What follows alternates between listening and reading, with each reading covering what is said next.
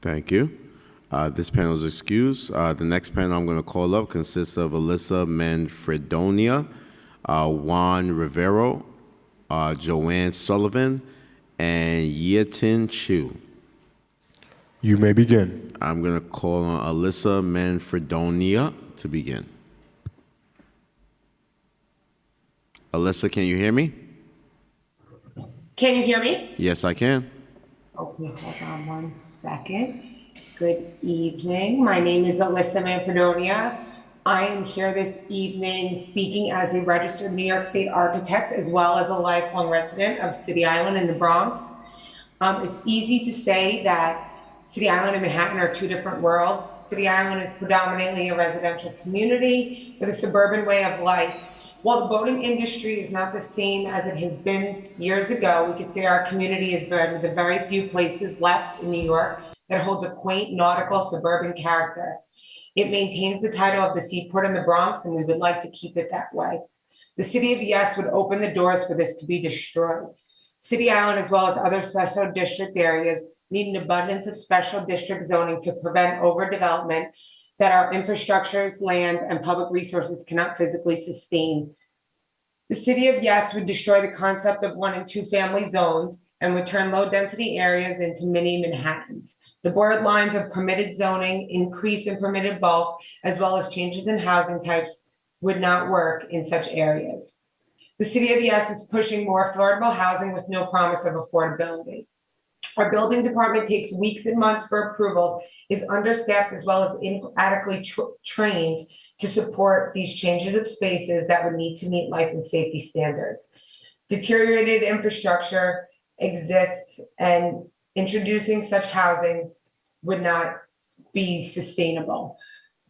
These zoning codes paint a picture of harmony, but yet they are jeopardizing health, safety, and welfare of society. Our communities should not have to suffer or sacrifice our character, safety, and our neighborhoods due to the poor decisions made by our politicians.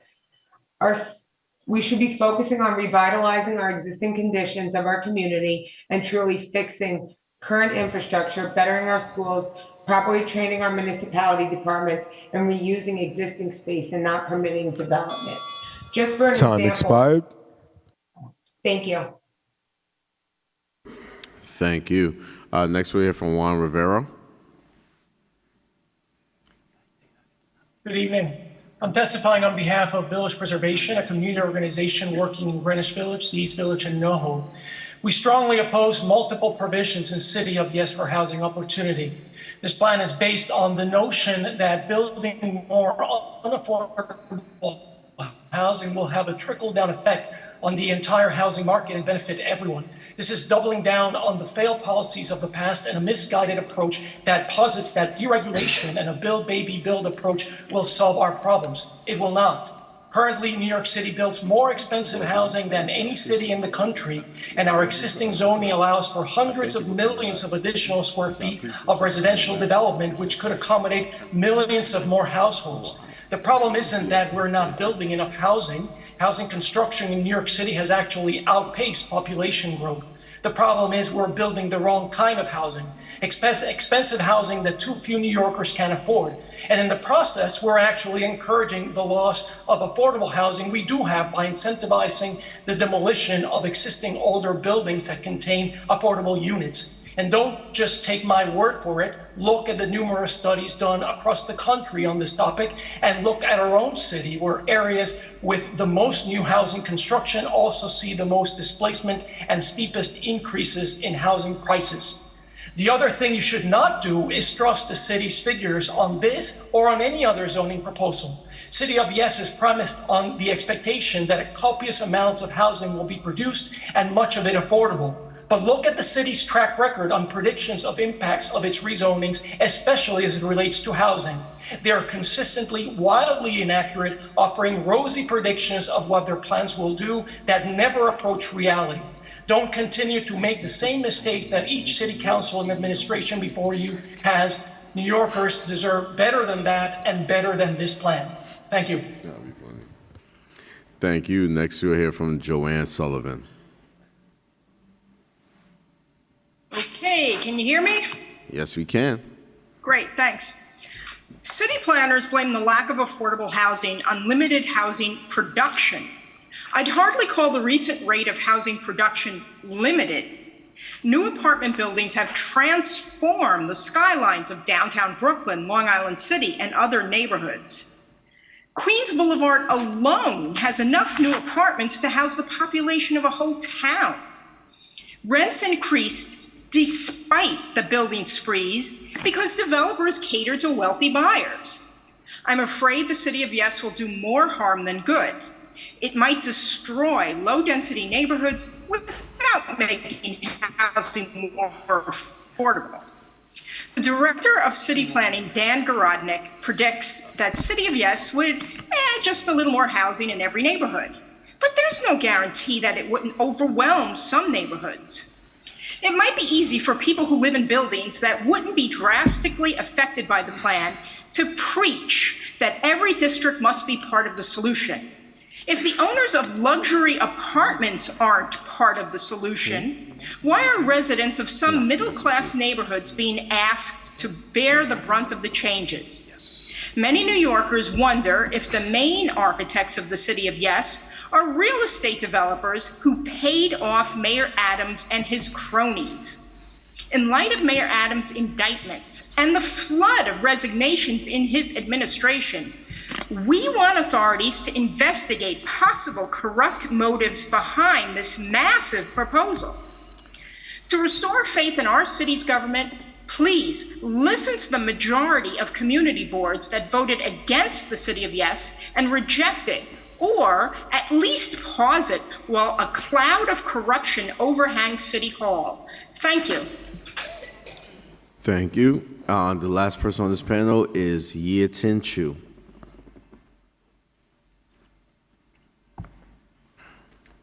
Good evening. My name is Yatin Shu. I'm a homeowner in Whitestone, Eastern Queens, and I'm the president of Asian Wave Alliance. AWA represents the interests of thousands of residents, property owners, and voters throughout New York City. Asian New Yorkers have the highest rate of home ownership, and we're settled in outer boroughs of Queens, Brooklyn, and Staten Island. Many of us are immigrants who poured our life savings into our home to put down roots in our communities, a nest egg for retirement, and maybe pass it down to our children. The American dream and building generational wealth. This aggressive plan will replace home ownership with market rate rental properties, making developers richer. Building more does not necessarily make housing more affordable for New Yorkers. Property owners have to pay mortgages, property taxes, utility and water bills, energy costs, maintenance, aka labor costs, which all factor into the high cost of housing. Building more will not lower these costs. Instead,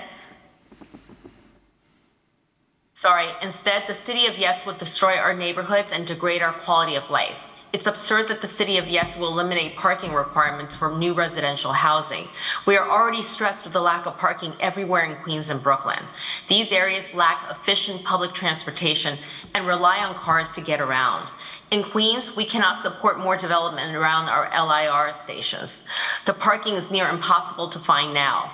Many people drive and park near the stations, but still need to drive to pick up their kids from schools and do our food shopping. We oppose the dangerous legalization of ADUs. Illegal ADUs are already a huge problem for many residential areas. There are thousands of unchecked illegal dwellings already, and the passing of City of Yes will further make this problem worse. Asian Wave Alliance opposes the City of Yes. We urge the City Council to reject the entirety of this harmful package of proposals from Mayor Adams. Thank you. Your time's expired. Thank you. Can someone please unmute Ms. Alyssa Manfredino? Ms. Alyssa? Yes. Your opposition was because you felt that City Island would be affected from this proposal? So I think any low density area, I mean, I speak strictly of City Island due to the fact that I'm very familiar with the zoning based on me living here as well as my career. All of the low zoning areas would be affected because one of the things that the City of Yes proposal is doing is they're adding verbiage that makes things as of right. And for example, like in an R3A zone that currently zoning states 1 and 2 family residents only, they add a small sentence in there that says, and multifamilies in certain locations. So you're adding these small things that might not necessarily be seen as something that looks like a mega development, or when you say you're gonna permit ADUs, if you have a 1 and 2 family zone, you have the option to have a 2-family and have the opening for maybe some type of opportunity to rent it or for your family member. But once you throw an ADU in there, you're a 3-family house. So you're actually making it a multifamily without making it a multifamily, which there's different codes, different requirements for that. So I just think it's a lot on these smaller areas that can't necessarily be controlled. Thank you, Ms. Alyssa. And just wanted to let you know that City Island is considered a special district. Correct. The chair. So I know the special district will not. So you wouldn't have to worry about those issues there. That really would protect our height requirement, but it not necessarily would protect things with the A3A and the zoning code being, the zones itself being revised with language, because it still would make things that aren't necessarily as of right now become as of right. You know, typically now they go through certain processes, and there are some multifamilies on City Island, and they work, but to have things as of right could be really detrimental to the community. All right. Thank you, Ms. Alyssa. Thank you. No problem. The next panel we're going to hear from is William Meehan, Alan Gerber, Felix Stensenko, and Robert Jeffrey. We'll hear first from William Meehan. Hi, my name is William Meehan. I'm a member of Brooklyn CB8, speaking in my personal capacity in support of the City of Yes for housing opportunity. New York has historically welcomed many immigrants and refugees. Throughout the centuries, people have escaped famine, violence, and persecution and made New York their home. However, as we've seen with the migrant crisis over the last 2 years, this is no longer possible. And we are unable to accommodate domestic migration for women seeking reproductive rights, or, personally to me as a gay man, queer youth escaping homophobic and transphobic laws in other states and other countries. If we are to move from makeshift tents in a field to a housing first model, we must first build enough housing for everyone. By lifting outdated and classist regulations, the City of Yes for housing opportunity can help tilt the scales back towards housing affordability and abundance. An important aspect of City of Yes is that it will allow for new housing in all neighborhoods. Too many community districts have effectively banned new housing through downzonings, including so-called contextual zonings, lot size and setback requirements, and parking mandates. I would like to narrow in on parking mandates because I believe they are the key to unlocking more affordable housing near the subway. I live in a pre-war building without any off-street parking. Due to parking mandates, my home would be illegal to build today right where it is and in most of the city. That's absurd. Parking mandates stifle affordable housing production by requiring significant space for parking, which often ends up underground at great costs. And the numbers are capricious. It's better to let the market decide. Parking mandates have already been eliminated in all of Manhattan and parts of Brooklyn and Queens due to the Clean Air Act, so there's obviously health and climate benefits as well. City of Yes actually does not go far enough in eliminating parking mandates.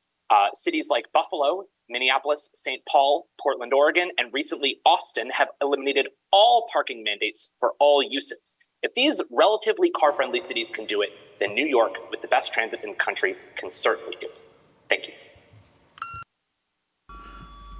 Thank you. Next, we're going to hear from Alan Gerber.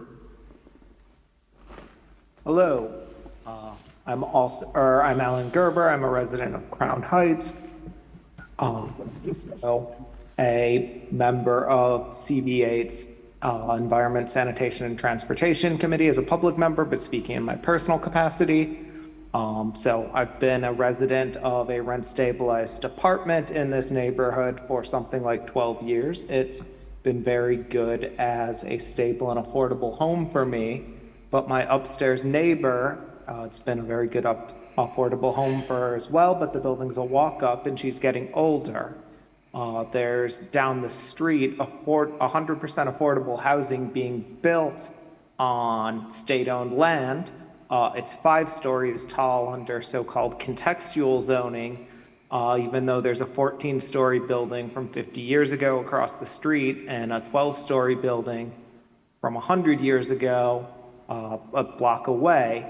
And because of downzonings like this, we don't have enough affordable housing for my upstairs neighbor to move to an apartment with an elevator that she would need, or that would make her life easier in her age. And that's true of a lot of people as they go through life. There's just not homes available that meet their needs. And so we need to pass City of Yes so we get more housing so people can find housing that meets their needs as they go through life. Thank you. Thank you. Next, we're going to hear from Felix Stetsinko. Felix, if you can hear me, please unmute. Thank you, Mr. Riley. Can you hear me? Yes, we can hear you. Alrighty. Hi, everyone. Good evening. My name is Felix Stetsenko. I'm a renter living on the Upper West Side, Community District 7. I'm really excited about the City of Yes for Housing Opportunity Initiative, and I hope the council members approve this proposal in its strongest possible form. Why? Because I'm a transplant to this city. I moved here from Florida to stop in Washington, D.C., because living in New York was my lifelong dream. The skyscrapers, the culture, the diversity.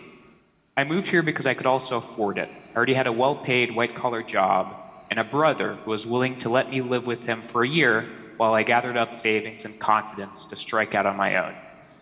But I don't want to be surrounded by only people with well-paid white-collar jobs or those with very nice brothers who let them crash for a full year. I want to be surrounded by the artists, the dreamers, the immigrants who come here looking for the American dream. I want to live in the city that first welcomed my parents 40 years ago, immigrants from the Soviet Union who came without a penny in the bank account. I want to live in a city that's affordable for all who make New York, New York.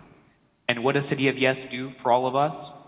It allows our city to build more housing to grow. It would open up lots next to subway stations that today are filled by single-story big box stores to instead be filled by apartments and ground floor retail.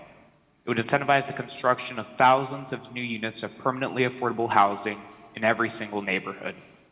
Ours is a beautifully vibrant, diverse, magnificent city, and by adding a little more housing in every neighborhood, I strongly believe City of Yes will make New York greater and even more vibrant. Thank you for your time and the opportunity to give testimony this evening. Thank you so much. Next, we're going to hear from Robert Jeffrey. Robert, if you can hear me, please unmute. You may begin. Thank you. Thank you, everyone, for taking the time out to address these issues and listening to the community. I am an active member on my community board here, a sitting member on my community board here in Community Board 1, Williamsburg and Greenpoint, and I am coming on tonight to say I am for City of Yes. I really am looking forward to the hundreds of thousands of housing we're going to get potentially over the next 10 years and the income that's going to bring in. And I'm really looking forward to being able to find housing that doesn't require parking mandates, because that's going to really lower the cost of housing for a lot of people, and also just give more people opportunity to move into the city and be able to enjoy everything that we enjoy in the city ourselves right now. And I would like for you all to vote yes on City of Yes. Thank you. Thank you. This panel is now excused. The next panel I'll call up consists of George Tormo, Doris Hughes, Maria Fischholt, and Steve Garrison. I will call on George Tormo to begin.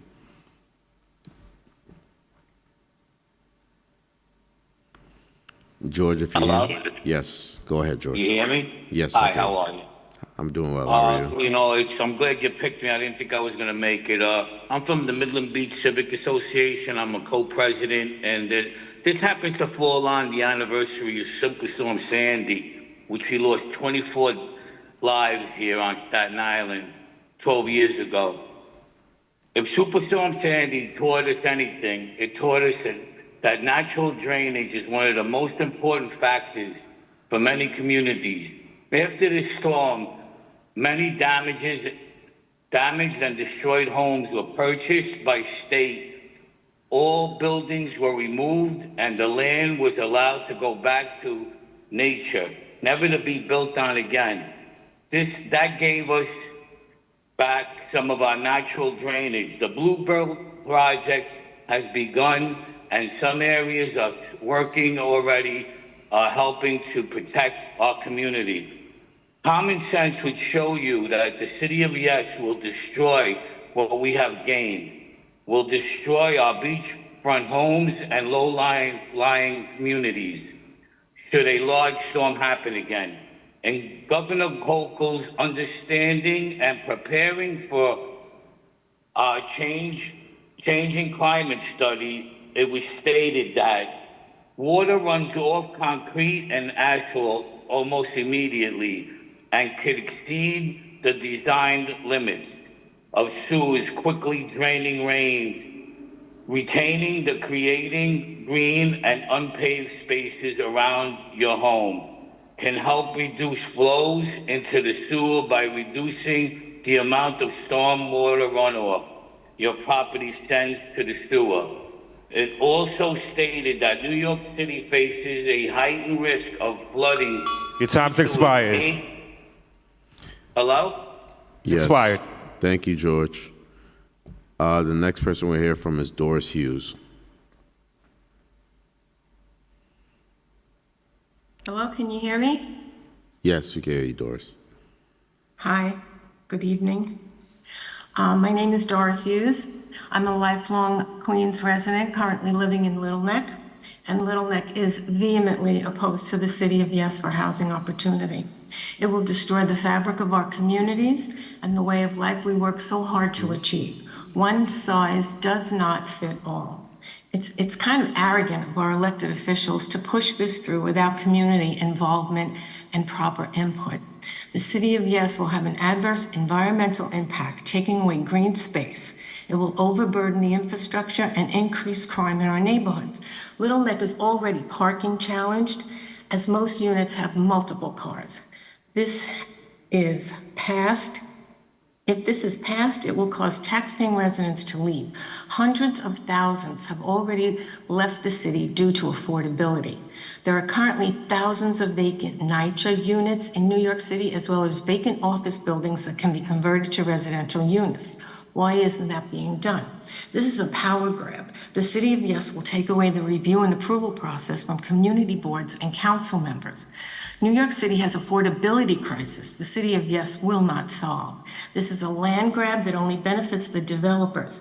As an employee of a national real estate lender, I've seen developers withdraw of affordable units, even if they incur penalties, just so they can charge market rents. The City of Yes will not produce affordable units. And in light of the corruption scandal the current administration is mired in, the City of Yes must be rejected. The city must work with local communities for solutions that will benefit all residents. Thank you. Thank you. The next person we hear from is Maria Fiocca. Foka, thank you. Foka. Good evening. My name is Maria Foka. As a lifelong resident of Flushing, Queens, I am deeply concerned about the City of Yes legislation and its potential impact on my community. The Broadway North Flushing neighborhood, which is listed on the National Register of Historic Places, is a source of immense pride for many of us who have called this area home for decades. The provisions within the City of Yes pose a serious threat to the character and integrity of our historic neighborhood. The transit zone provision will lead to the demolition of cherished homes, including my own 100-year-old residence, in favor of multifamily units with minimal green space and zero parking mandates. ADUs will further encroach on our already limited backyards, depriving us of sunlight and privacy. Moreover, our community's infrastructure is not equipped to handle the influx of new housing that the City of Yes will bring. We already struggle with flooded basements and streets during major storms and are asked to limit our appliance usage during hot summer days because of the strain on our resources. Increasing the housing without the necessary improvements to sewage, police, fire, schools, and sanitation services will only exacerbate these issues. I have closely followed the testimony presented through the City Planning Commission and the Queensborough President, and it is clear that the primary supporters of this legislation are land developers, officials who reside in landmarked buildings, nonprofit and for-profit organizations that use scripted narratives to demonstrate their backing. This raises concern about the true motivations behind the City of Yes plan and its potential to benefit certain groups at the expense of the long-standing residents like myself and my family. While I understand the need for affordable housing because everybody deserves a home. Thank you. Your time's expired. Thank you. And I just want to say you should vote no, just based. Thank you. Next person we'll hear from is Steve Barrison.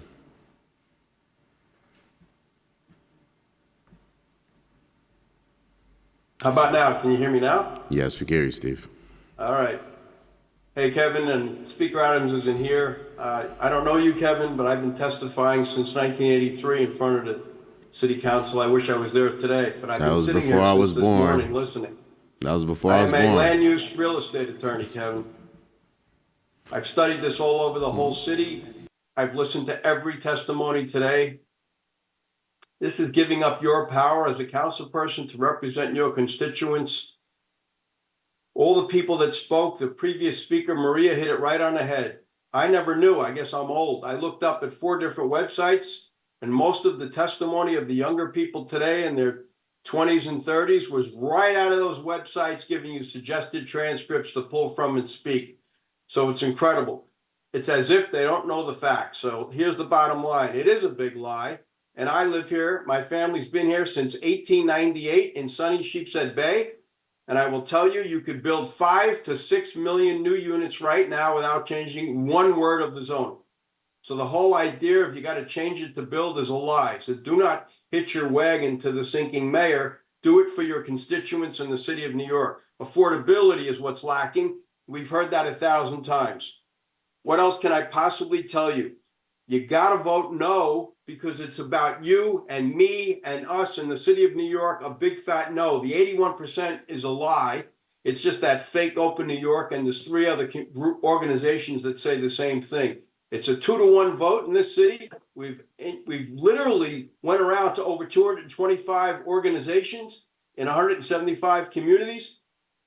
Most of the people are opposed to this. Why? Because you have the ability now to build as much housing as you could ever want. You want to build affordable housing? Say no to this. Kevin, please contact me. I will bring experienced planners like some others that had spoke, and we'll help you put together Your time's expired. For New York Thank City. you. Vote no. Thank you, Steve. This panel is excused. The next panel I'm calling on is Kara Elcom, Isabelle Kersch, Sam Zimmerman, and Molly Liu. I will begin first with Kara Elcom. Kara, if you can hear me, please unmute and you may begin. Hello, thank you so much for having me today. I am a 4th-generation New Yorker coming out strongly in favor of City of Yes. My great-grandparents moved here as garment workers in the early 1900s. Unfortunately, my family was not so lucky so as to buy and then hold those properties. So primarily throughout the course of my family's history, we've been renters, and that means that we've been pushed to different neighborhoods as the cost of housing has increased over time.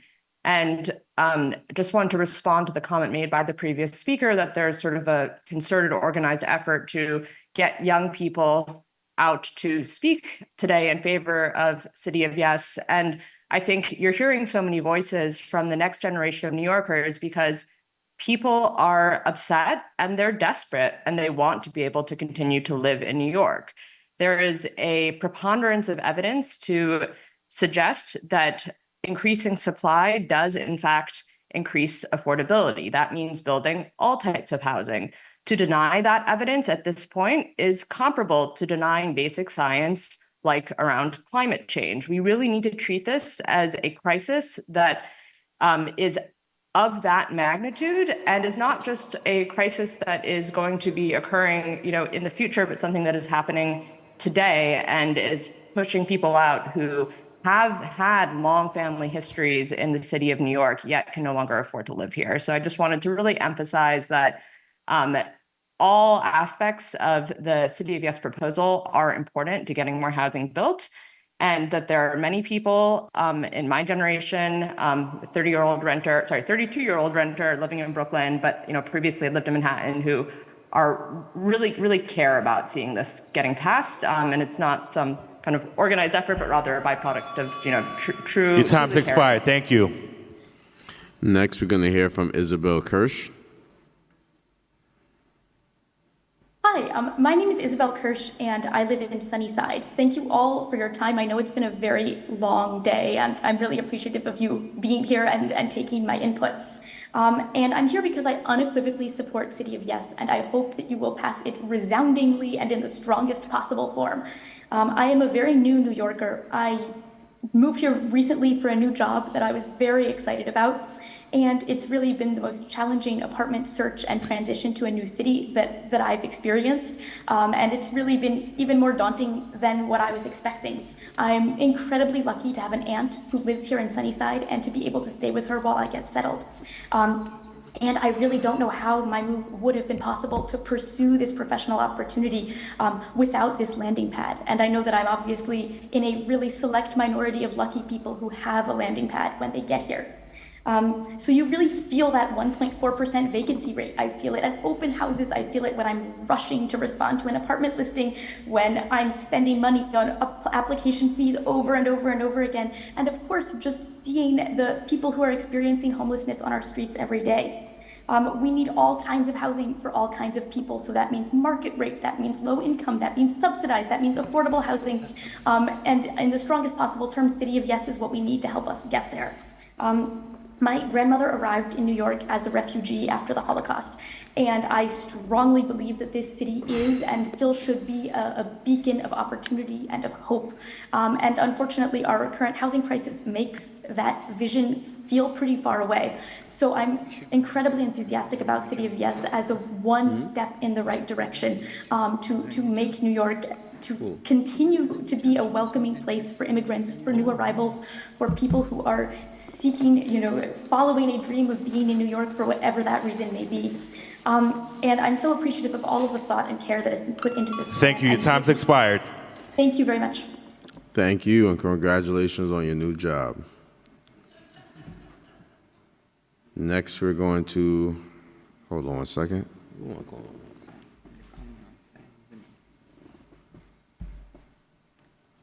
Okay. Next, we're going to call on Sam Zimmerman. Hi, my name's Sam. I know it's been a really long day, so thank you to the members and staff for sticking with us. I just got home from work and wouldn't have been able to testify if this meeting wasn't in its 12th hour, so I appreciate it. I'm a resident of the Lower East Side, where I own a unit in a co-op that would potentially be significantly impacted by City of Yes, and I enthusiastically support each and every provision of City of Yes, because making New York housing more affordable and accessible to all is the most important thing we can do. City of Yes came out of the city's Fair Housing Report to address the legal and practical segregation that has existed in our city for decades. Contrary to the misinformation I've heard here in the short time I've been on from organizations like Village Preservation, the overwhelming evidence shows that new housing production makes housing more affordable. The pro-segregationists claim that upzoning and producing more housing has been tried and failed, but the reality is we've been restricting housing production since at least the 1961 zoning resolution. Just near me in downtown Manhattan in 2008, we downzoned the East Village at the behest of organizations like Village Preservation, and it's done nothing to help affordability. People see big, shiny buildings on the Williamsburg waterfront, and they think that means we're producing enough housing.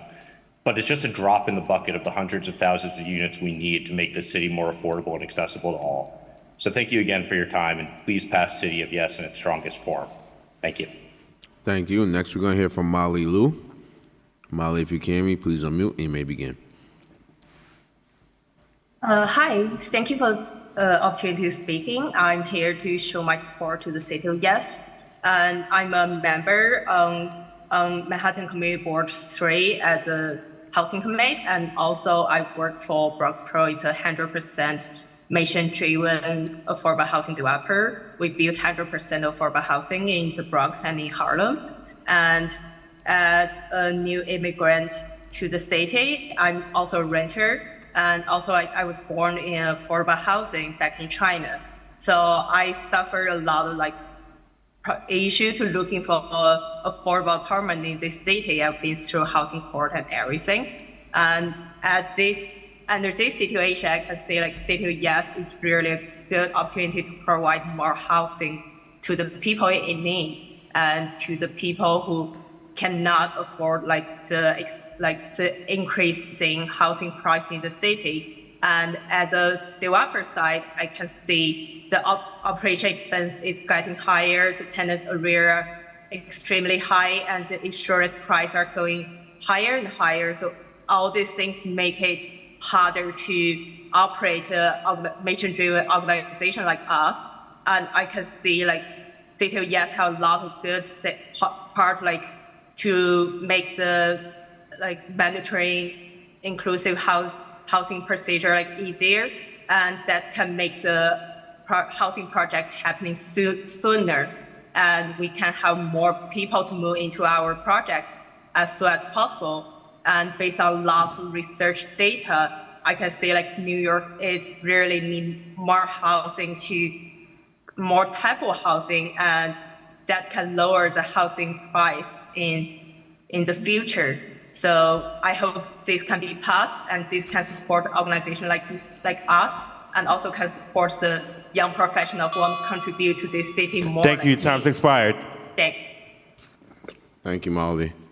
This panel is excused. The next panel I'm going to call up consists of Teresa Westerdal, Felicia Johnson, Rob Maskichin, and Sati Cole. We'll begin with Ms. Teresa Westerdal. Teresa, if you can hear me, please unmute and you may begin. Can you hear me? Yes, we can hear you. Hi, my name is Teresa Westerdal. I live in Crown Heights, next to Ebbets Field, which was a Mitchell-Lama housing project. I serve on Community Board 9's Land Use Committee, and I'm a member of the Sullivan-Ludlam-Stoddard Neighborhood Association. I represent myself in this testimony. I am here to testify in opposition of COI, City of Yes, text amendment changes. City of Yes lacks visions and lessons we have learned from history and the pandemic. It is Robert Moses all over again. In my district, one of the densest in the city, the current zoning is working. Within a few blocks of my home, there are over 3,000 units being built in large developmental projects, which are continually creating hazards and violations of environmental protection, OSHA, and DOB regulations. The city has failed to conduct environmental and racial impact studies and assessments in our district. CB9 is overburdened and yet fails to acknowledge that what we have done can and will do in our district in the way of housing development. We want housing development that is truly affordable while maintaining our rights to clean air and water. Our current zoning allows for over 25,000 units of new development. That's our current zoning, which is underway, and we could see it every day in the buildings going up around us. The new COI zoning would allow for an additional 25,000 units, meaning our density would double. No, we do not have the infrastructure for that, and we are barely surviving the development that's happening now. In the current climate of indictments and investigations, City of Yes needs to be put on hold. Housing scarcity is a fallacy which city planning perpetuates. Population is Thank you. Your time's decreasing in our expired. city. A look at Zillow will show 4,000 units. Thank you. Next, we'll hear from Felicia Johnson. Good evening. Can you hear me? Yes, we can hear you, Ms. Johnson. Good evening. Thank you for listening to my testimony. My name is Felicia Johnson, and I'm the recently appointed district manager representing Community Board 14 in Queens, which encompasses the entire Rockaway Peninsula from Breezy Point all the way to Bayswater and Broad Channel. And Community Board 14 voted overwhelmingly no to the City of Yes housing opportunity in the current form that it is in. I am covering an 11-mile sandbar that is ranked number 9 out of 10 in the city for already having developed affordable housing. Affordability is not the issue. It is the warehousing and the AMIs that is what's keeping renters from renting apartments. Write your apartments that are available and vacant. We have new development that they're filling up slowly, but they are filling up. But I feel that this peninsula, that the paintbrush cannot be painted the same across the city. There are reasons why people move to the outer boroughs, and that is to have some space, to have land, to have water, to have sea. This was basically a seaside community. It was a resort community, and now we have over 5,000 nursing home beds, adult home beds, several shelters, and one safety net hospital. We're still waiting for an evacuation plan from the city for the people we have on this peninsula. Community Board 14 voted overwhelmingly no. We do not have the infrastructure, and we are still considered a transportation desert. I ask that the City Council take the City of Yes proposition as it is, go back and rework it, because I know a no just can't be a no, but we're giving you valid as to why a small 11-mile sandbar peninsula cannot accommodate any more housing. And the area that the housing would happen would be on the eastern Thank you. end of the Time's peninsula, expired. where that's the only transportation hub. Thank you so much. Thank you. Next, we'll hear from Rob Massachuin. Rob, Thank you, Chairperson. A little more. It's Rob Mazzuchi. So I am president of Marine Park Community Association, 20,000 homes, 50,000 residents. I've heard people say that 80% of the people are in favor of this, 80% of the citizens of New York are in favor of this. I don't see 80% of the people voicing approval for today. We move into these neighborhoods, as Ms. Johnson just said. We live in a 1 and a 2 family home because that's where we choose to live. The City of Yes is a broad stroke which allows for drastic changes in a neighborhood without input from the people in the community who reside in the neighborhood. Now, the City Council, the most important function of City Council is land use. This bill takes land use away from the Community Council and from the community boards. It can't happen. Now, I've heard some people complain about what their council members do and don't do. You know, each community board is different, and each community board has different needs, and it should stay with the council members and the community boards to decide what goes on in their neighborhood. This bill does not provide affordable housing. If you want to address affordable housing, address affordable housing. This bill allows for developers to build whatever they want, wherever they want. It's 1,383 pages, and I'd like to know how many people who testified today and how many council members read the entire 1,383 pages. I'm an attorney, and I know what I can do with 1,383 pages. If I want to build something, I could build it. The bottom line is, at the end of the day, the developers are going to make a fortune. They're going to turn properties that should be for affordable housing into market rent areas. And all these young people voting in favor of City of Yes are not going to have a place to live or an apartment to afford. And the city, it's going to cost the city a fortune more because the city Your time's expired. Schools, police, all infrastructure. Thank you. Thank you, Rob. Next, we're going to have Sadie Cole. Thank you. Dear City Council, my name is Sadie, and I am here to testify against the City of Yes proposal on behalf of myself, many other residents of Ridgewood, Queens, and the Ridgewood Property Association. Ridgewood is a unique neighborhood, as are many other New York City neighborhoods throughout New York City. Adding more dwelling units as part of the City of Yes proposal would drastically change quality of life for every single New Yorker, namely those who already struggle to keep up in this economy. I am a landlord myself. I will say that we do not have a housing problem, we have an affordability problem. New York City should be focusing on providing affordable housing for our tenants, not making their dwelling spaces smaller in an already full neighborhood. We are not against tenants, and we are not against the homeless. We are looking to call a spade a spade. Developers are advertising this plan as building out market rate apartments, but on the contrary, these apartments will not be affordable to the everyday New Yorker, but would rather further the gap of the Great Divide and make New Yorkers poorer. Stop punishing the population and our tenants. Unlike in the past, this plan was not put together by city planners or from neighborhood or civic group input, but rather by big developers alone as part of Mayor Adams's uncomfortably close relationship with these groups. Those same big developers earlier today, as I was here since this morning, have claimed that no drastic changes would occur. That is completely inaccurate, and in fact, for Ridgewood, for example, this would allow for additional units upwards of between 300 to 500%. So it could go from our current 10,000 units to up to 60,000. This has been confirmed by a seasoned city planner who spoke earlier today. The City of Yes proposal will be the catalyst to ushering in Agenda 2030 and ultimately 15-minute cities, which will allow government to unconstitutionally control New Yorkers' everyday movements. I am here today to voice my neighborhood's opposition to this proposed land use and to urge undecided representatives such as Sylvina Brooks Powers, Natasha Williams, and Adrian Adams to not violate their oaths of office and to support their constituents' voices instead and vote against this measure. This measure would be— Thank you. Your time's expired. Thank you. Thank you so much. The next panel we're going to call on is Nancy Kong, Elena Stacheva, Yehuda Polak, and Clayton Sanford. We'll begin with Nancy Kong. Thank you very much for your time, and I know it's late, so I will be very brief. I live in District 1, one of the most densely populated communities in the city. I grew up in a tenement and a Mitchell-Lama. I implore the City Council to vote yes. I am clearly not one of the 20 or 30-year-olds testifying in favor of the City of Yes, but I do agree with them. I have not seen our city in such a state since the 70s.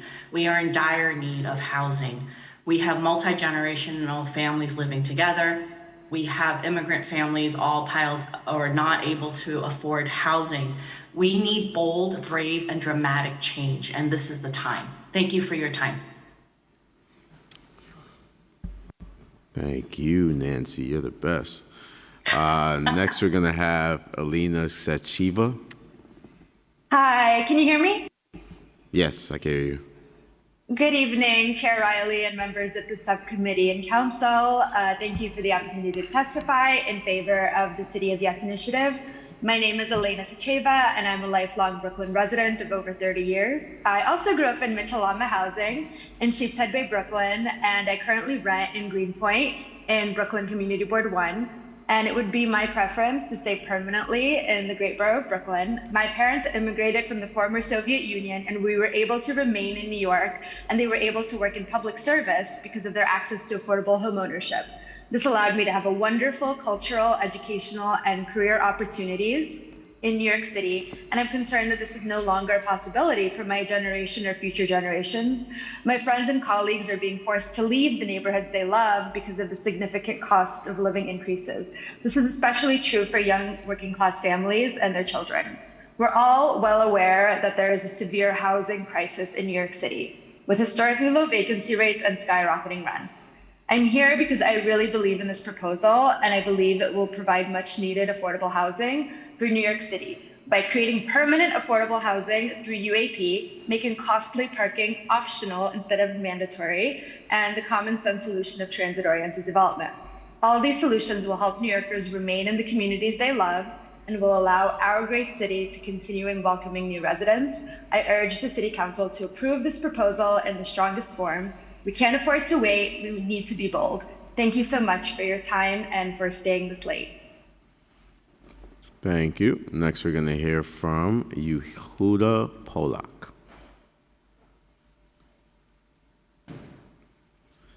Hi. Hi. Can you hear me all right? Yes, I can hear you.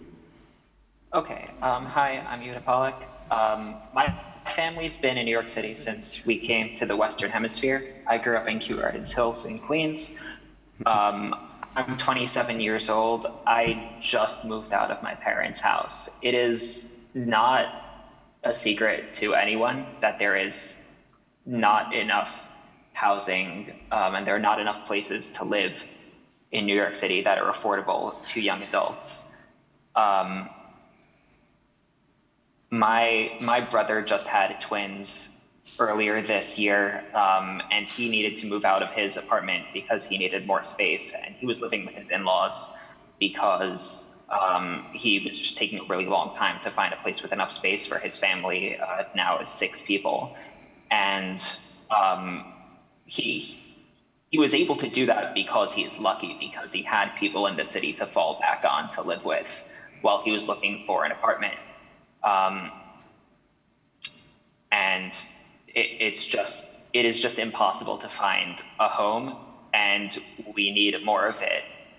And right now I'm in a 2-bedroom that I live in with a roommate. And if there were more studio apartments, then this could be used for a family of, just a couple and a kid. But right now it's 2 adults taking up a 2-bedroom apartment on our own, living in separate rooms because there just aren't enough studio apartments. If there were, there just needs to be more housing of every kind in New York City because there are not enough places to live and it is not affordable enough. So I'm in favor of the City of Yes. Thank you. Thank you. Next, we're going to hear from Clayton Sanford. Clayton, if you can hear me, please unmute. You may begin. Good evening. My name is Clayton, and I'm a resident of Hamilton Heights. I want to thank everyone for taking the time to do this. I'm an enthusiastic supporter of City of Yes for all the reasons that have been mentioned ahead of now. For most people my age, just like Yehuda, we all know people who are living with their parents and don't want to be, people who are living in smaller accommodations than they are, or not living in the neighborhood or even the city that they want to be in. And this housing shortage has enacted a huge toll on so many people who are near and dear to me. I wanted to speak in particular about the universal, the UAP provision. In my district, which is Community District 9, Manhattan, we've built only at most about 300 affordable units in the past decade. And really anything we have to increase the capacity and to encourage people to build more units in general and more affordable units in particular would be critical. So I'll keep it brief because it's so late, but thank you everyone for being here. And please, I urge everyone to support the City of Yes in its purest and fullest form. Thank you. Thank you. The next panel I'm going to call on, this panel is excused. The next panel I'm going to call on consists of Jeremy Kaplan, Bill Matheson, Linda Cohen, and Nikolai Cox. I'll first call on Jeremy Kaplan. Hi, how you doing? Thanks. It's very late. I'm a rent stabilized tenant. I'm in Sunset Park, Brooklyn. I think that we've heard a lot of disinformation. I think the whole thing about supply, we need to keep building and building. And then I look at throughout, they talk about data, and then I look at the data and I see that Long Island City has a 60% rent increase, and it's one of the fastest growing neighborhoods in the United States. I hear all this stuff about Minneapolis, I hear all this stuff about Austin, I hear all this stuff about these cities that keep building and building, and I look at the data and their rents are going up and the rents are super high. And I ask you, why do we keep doing the same thing over and over again and pretending like it works? And so this is the problem, is that we've given up our ability to build truly affordable housing to developers. And so we're constantly incentivizing it.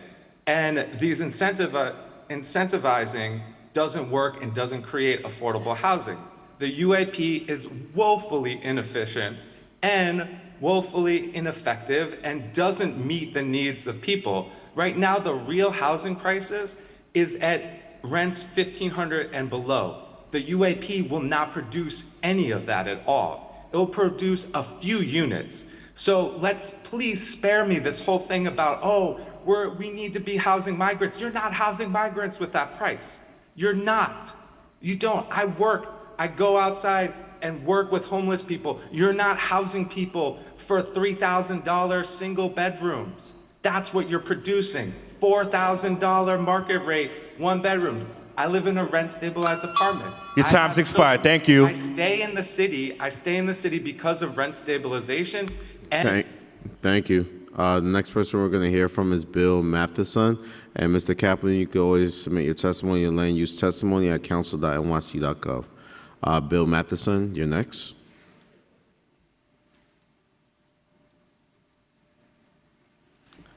Bill Matheson, are you next?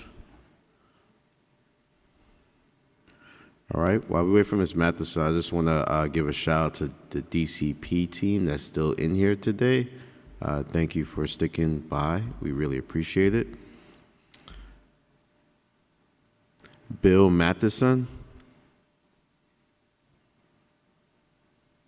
Okay, we're going to move to Linda Cohen. Hello, my name is Linda Cohen. I'd like to speak about two issues. Hello? Okay. Can you hear me? Yes, we can hear you, Ms. Cohen. Okay. First, I keep hearing today that there are thousands of vacant apartments that are currently available. Rent-stabilized apartments that are vacant, boarded-up houses that are available, commercial buildings that can also be used for housing. What are the real numbers? Is CPC being transparent about these numbers? Is CPC doing something to make these unoccupied apartments readily available for housing? Why aren't we using what we already have before we disrupt existing neighborhoods? Chair Riley, please help to provide transparency about the numbers by asking CPC, DCP to provide more about these numbers. Also, I understand that the zoning change does not require new buildings to provide affordable housing. I find that bizarre, and it feels like we are being swindled. Without mandates for affordability, City of Yes will just be helping the real estate industry and the rich. It will not filter down to those in need. The second issue that I'd like to bring up is the climate crisis. We have seen increased destruction and drownings here from climate change, and according to climate scientists, including those from the New York City panel on climate change, there will be increased flooding in the future. The FEIS for City of Yes states that there is no significant impact for climate change.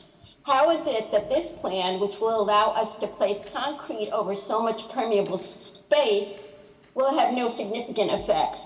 Can we please hear from our DEP Commissioner Agarwal, who is also the city's Chief Climate Officer? Does he approve of this plan in terms of resiliency? Chair Riley? 10/2019. To bring in more. Thank you. Your time's expired. Thank you. Thank you, Ms. Cohen. You can always submit your testimony and land use testimony at council.nyc.gov. We'll hear from Bill Matheson. Bill?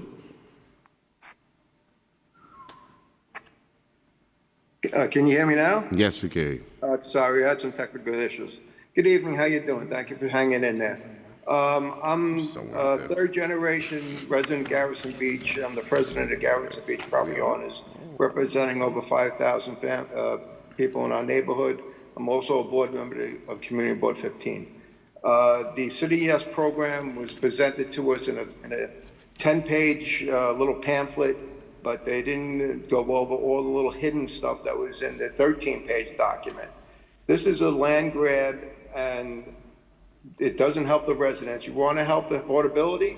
Put restrictions on building all these new locations. Make them put in 60% affordable housing. It's all about these guys want to become millionaires and billionaires.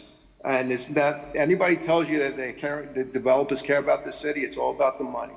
So, and we have building codes that are in place that work very fine and well, and we should maintain it. It's a big no to the City of Yes, because it's just a land grab and nobody's gonna get any benefit of it other than the builders and the developers. They're holding real estate now until this goes into effect, and then they're gonna be ripping houses down, and they're gonna be displacing people, which is gonna increase the homeless problem, because the people they displace are not gonna be able to afford the building units they're putting up.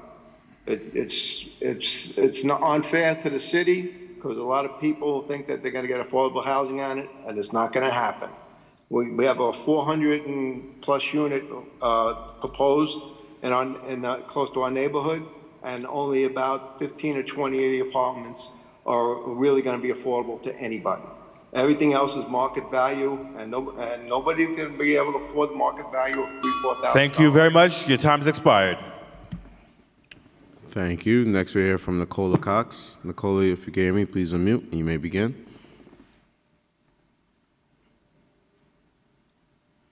Okay, good evening. My name is Nicola Cox. I'm a resident of Brooklyn's Community Board 9 in Crown Heights South. I am also on the Land Use Committee.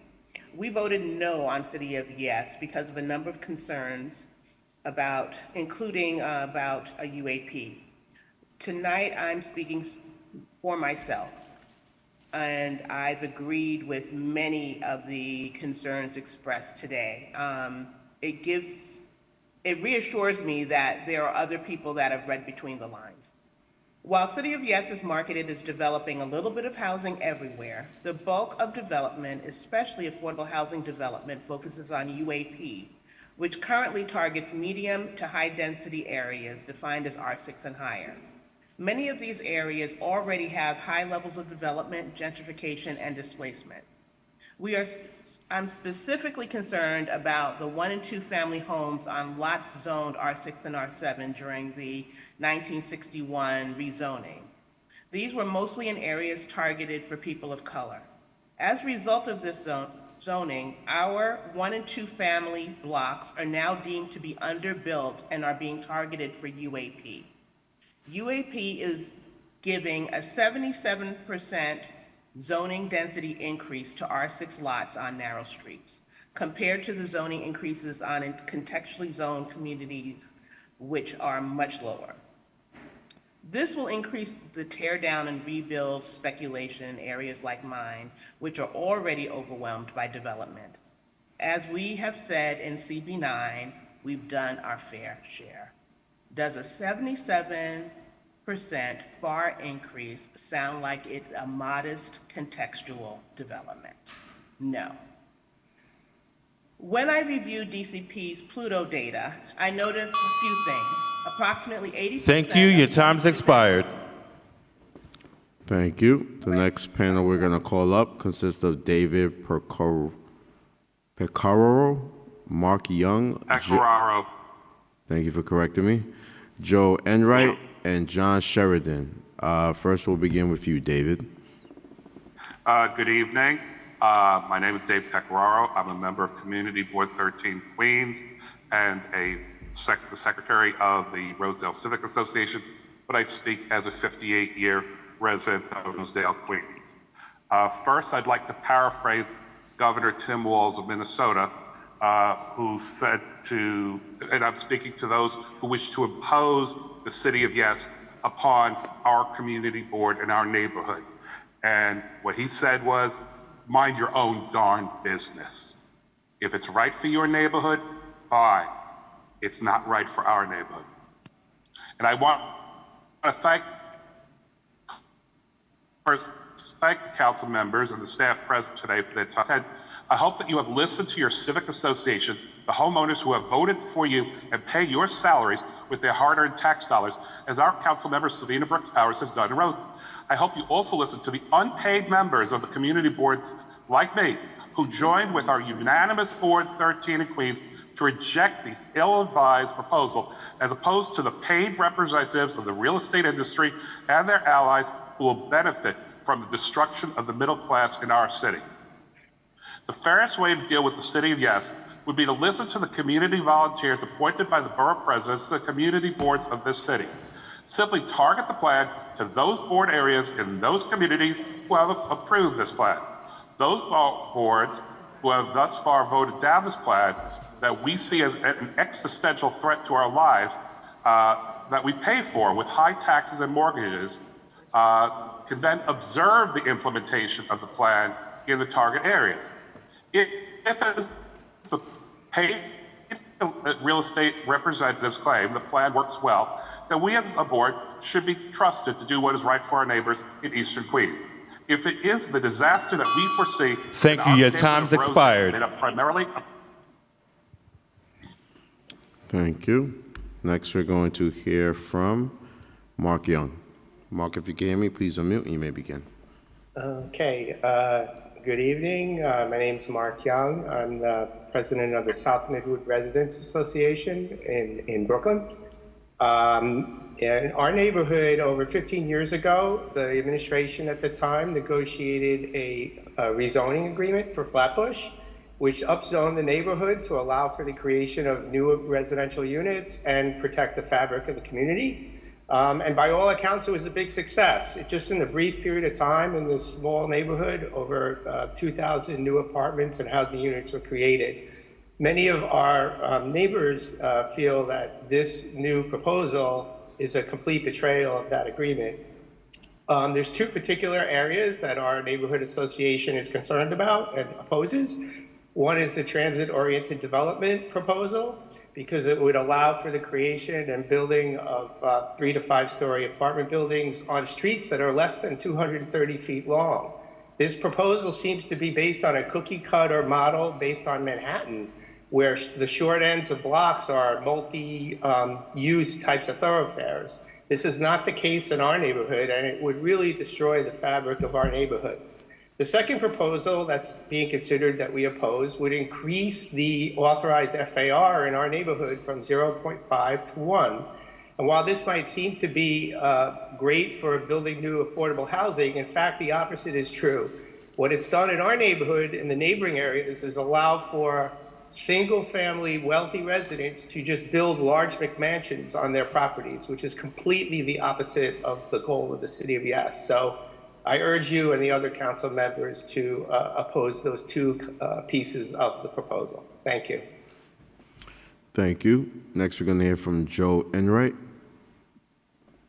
Howdy.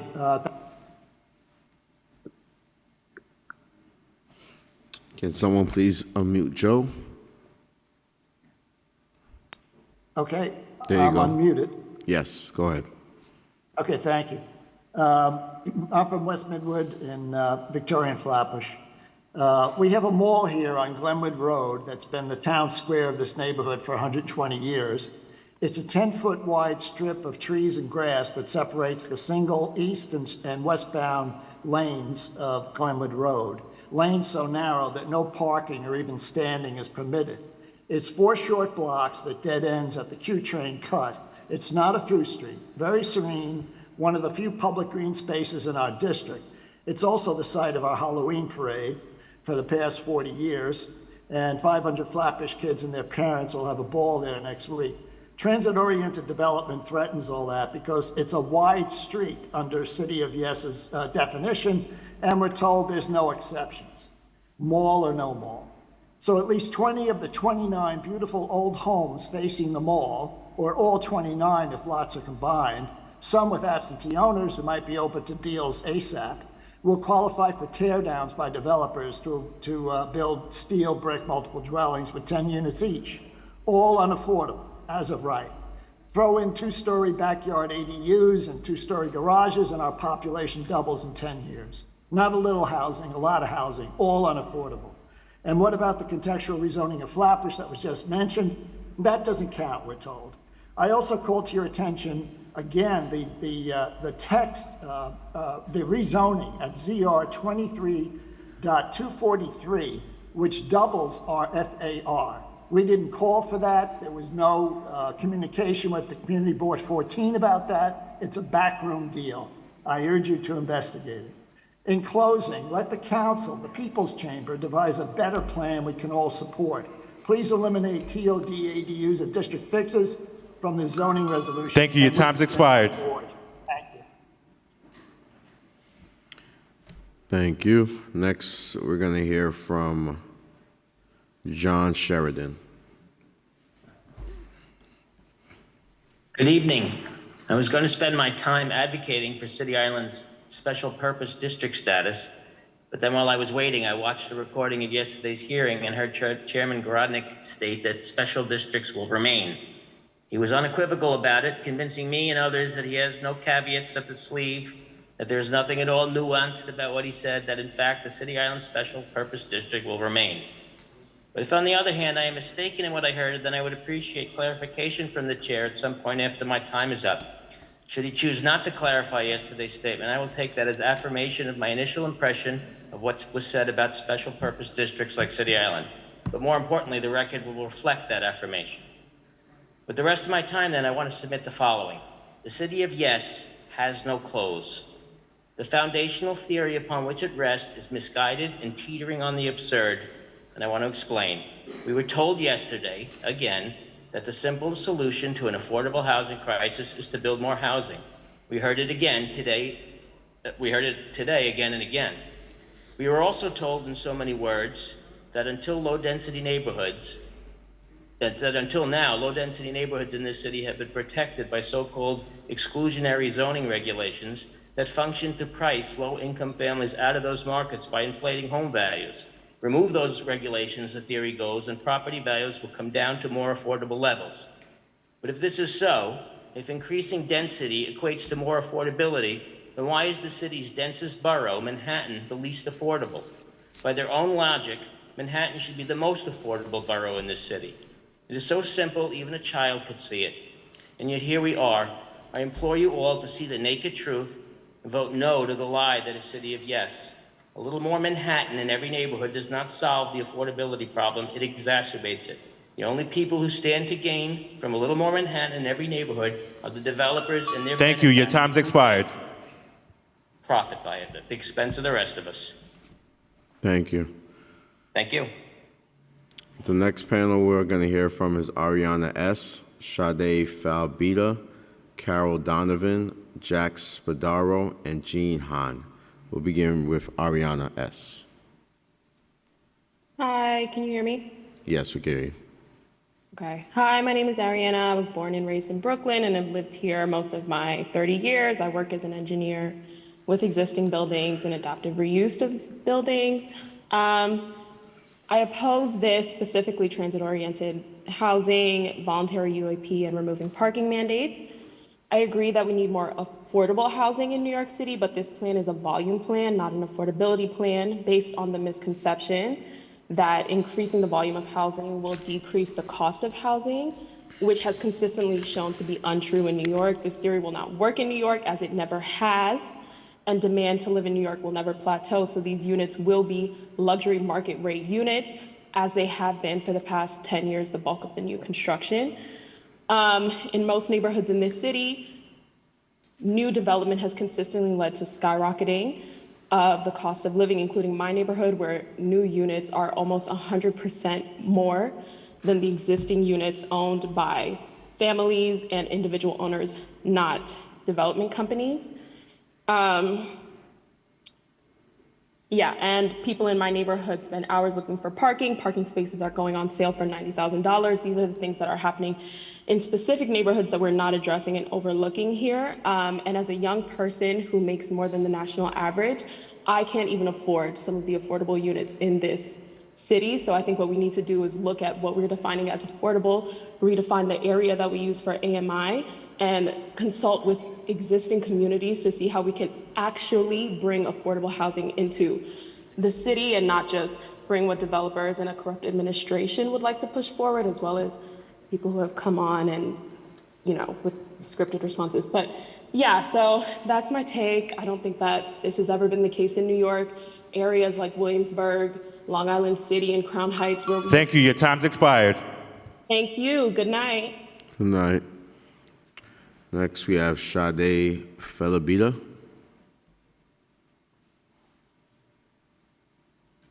Sade, if you can hear me, please unmute. Sade. We'll move on to Carol Donovan. Carol, if you can hear me, please unmute. Carol Donovan. Sade Falbita. Let's move on to Jack Spadaro. Jack, if you can hear me, please unmute. I am here. Go ahead, Jack. Okay, my name is Jack Spadaro. I'm the Vice President of the Bay Improvement Group. It's a coalition of residents and business owners in Sheepshead Bay, Brooklyn. We live in a flood zone. Common sense building would mean no new building in any flood zones. But since Superstorm Sandy, 200 new housing projects have been built on the waterfront alone. The overdevelopment is real, and the housing crisis is false. Our waterfront community, which has a special use district zoning such as City Island, should be left as is to keep our waterfront neighborhood in the character that it was intended. This planning is meant for hundreds of years, not short term. We are for affordable housing, but this plan does not incorporate that. We are for more housing. The mayor wants 500,000 more units in this plan over the next 10 years. Currently, without changing one word of the current zoning, we can build 5 million more units. The solution should be comprehensive planning with each community individual's needs and not deleting zoning altogether. And let's be real, zoning will be deleted all over the city, whether it be historic districts, special use districts, residential and commercial use, it's all gone. Real estate developers will have free rein to do whatever they like. There are estimated to be more than 100,000 empty units of housing right now from private ownership, warehousing of empty apartments, and tens of thousands of empty co-ops and condos across the city. The city of Yes will impact our city forever and will never be unchanged. This will affect generations to come. The biggest real estate grab in our city history is happening now. Please vote no. Thank you. Your time's expired. Yes, thank you. Thank you. The next person we'll hear from is Jean Han. Hello? Yes, go ahead, Jean. Hi, thank you for staying up so late. My name is Jean Han, and I'm a homeowner in Forest Hills, Queens. I am strongly opposed to the City of Yes, which is an ill-conceived plan designed to strip away zoning decisions from local community boards because we are not a one-size-fits-all city. There's a saying, never waste a good crisis. Well, City of Yes does this with the zoning proposal. Daylight, air, and open space are important quality of life issues which are embedded in our zoning and building codes for a reason. Tossing them to the wayside for City of Yes because we're in a housing, quote-unquote housing crisis is akin to throwing the baby out with the bathwater because upzoning does not translate to or guarantee more affordable housing. Instead, market and luxury developments get built, pushing low-income residents out. We have all seen examples of this historically and everywhere. If we are truly in a housing crisis, why isn't more being done to bring vacant units back on the market where it wouldn't put a strain on our aging infrastructure? Where are the plans for new school buildings, hospitals, police departments, utilities, et cetera, et cetera? Will developers be given freebies when our infrastructure is further overburdened? At the end of the day, we know it will fall on taxpayers who are already struggling with current inflation. I'm opposed to the expansion of transit and town center zones, which would negatively affect the historic and contextual fabric of my low-density neighborhood, which my neighbors and I pay a hefty premium property tax to live in. I'm opposed to permitting ADUs in basements and rear yards as of right.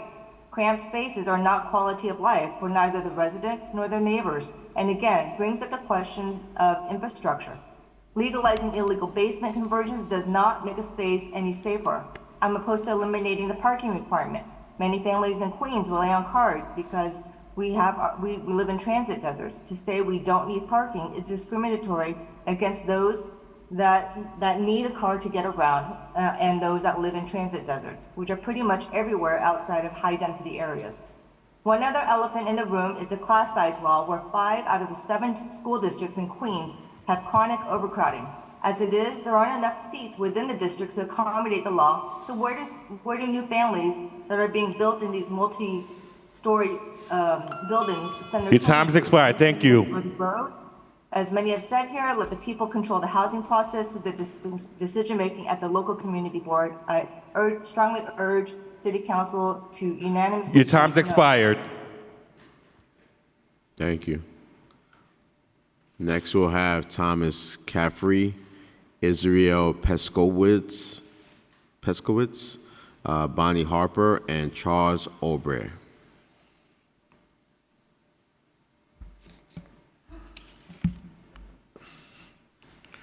Thomas Caffrey.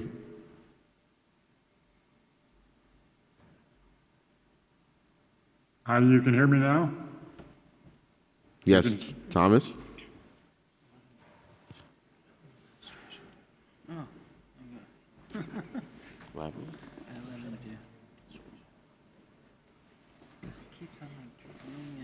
You can hear me? Yeah, go ahead, Thomas. Okay, thank you. Thank you for working late too. My name, as you said, is Thomas Caffrey. I'm the executive director of a 1,000-member Committee for Environmentally Sound Development. We're on the Upper West Side of Manhattan. We try to support sound development. We strongly oppose this plan because the city needs more affordable housing. This is our main point. But the mayor's plan completely misses that need, focusing instead on a raft of opportunities for developers to crowd their square feet of rentable and purchasable space into our already overcrowded city. This results in a more crowded city and in spaces potentially available for affordable housing being consumed by further housing for the rich.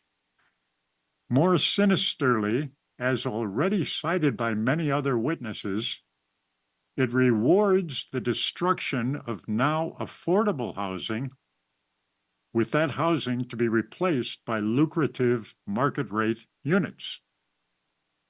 Nowhere in the plan is there a mandate for housing that would be affordable to middle class or poor New Yorkers. No such provision whatsoever, 1,300 pages. One speaker after another has first supported COY, C-O-Y, and then added that other or complementary plans could address affordable housing. Why is the mayor treating the city's #1 need, namely affordable housing, as a maybe issue or a #2 or #3 issue, something we might do in the future after we do this? Thank you. Your time's expired. For the developers. Thank you. Thank you. Next person to testify will be Israel Peskowitz.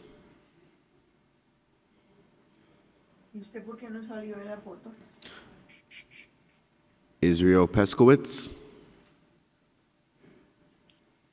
Israel, if you can hear me, please unmute and you may begin. Hello, can you hear me? Yes, we can hear you. Fine. Thank you guys so much for staying so late.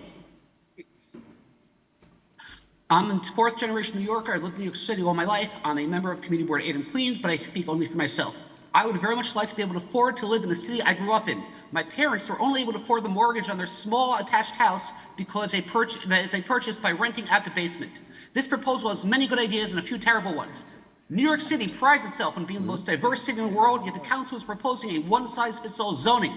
I am not opposed to ADUs, to transit-oriented development, or town-centered zoning. I, however, am opposed to the removal of parking requirements in transit deserts like East and Queens, to removing ULURP and Community Board oversight, and the lack of affordable housing requirements. I've also noticed that the plan seems to be focused entirely on rentals and not on ownership, which is a vital part of building generational equity.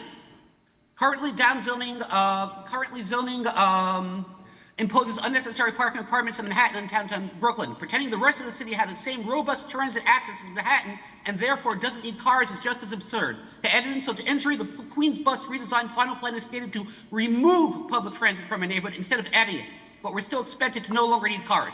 Not a single study I've seen has cited on cities removing parking requirements looks at the increase in traffic and pollution due to circling for parking or increases in transit times. Closing our eyes and pretending cars don't exist is absurd, if not suicidal. The plan also does not address the need for infrastructure improvements needed to handle increased population.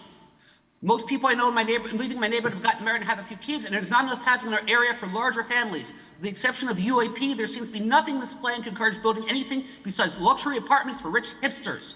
It is bizarre that politicians correctly call out greedy developers, suddenly trust these same developers to build housing each neighborhood needs instead of fancy gentrification apartments for wealthy hipsters.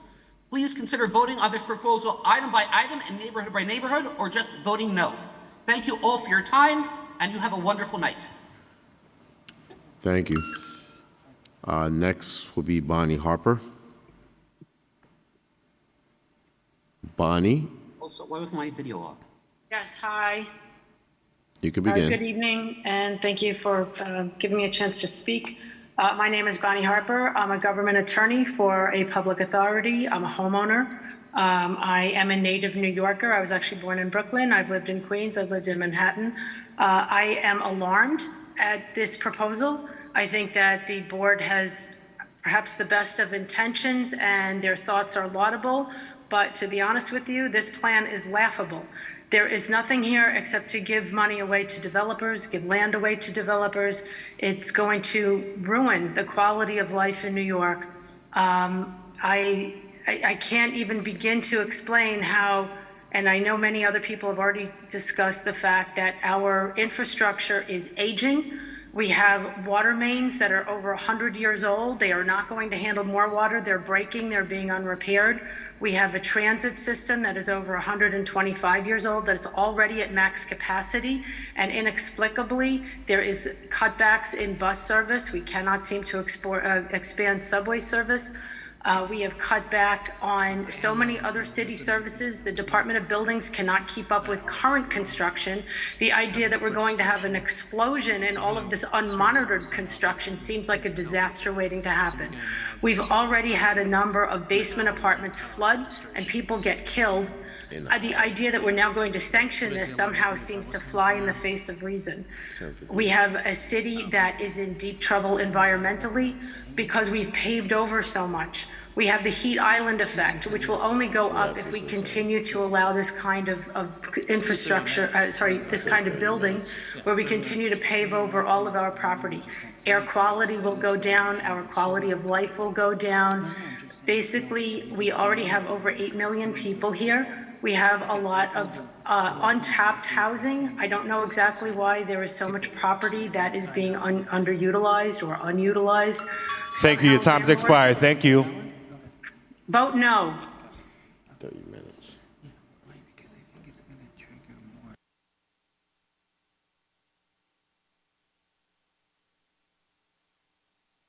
Okay, the last person on this panel is Charles Aubert. Charles, if you can hear me, you may unmute.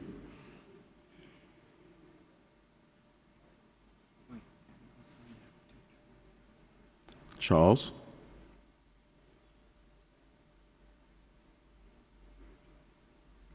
Okay. Can you try calling Sati? Can you scroll up Sati?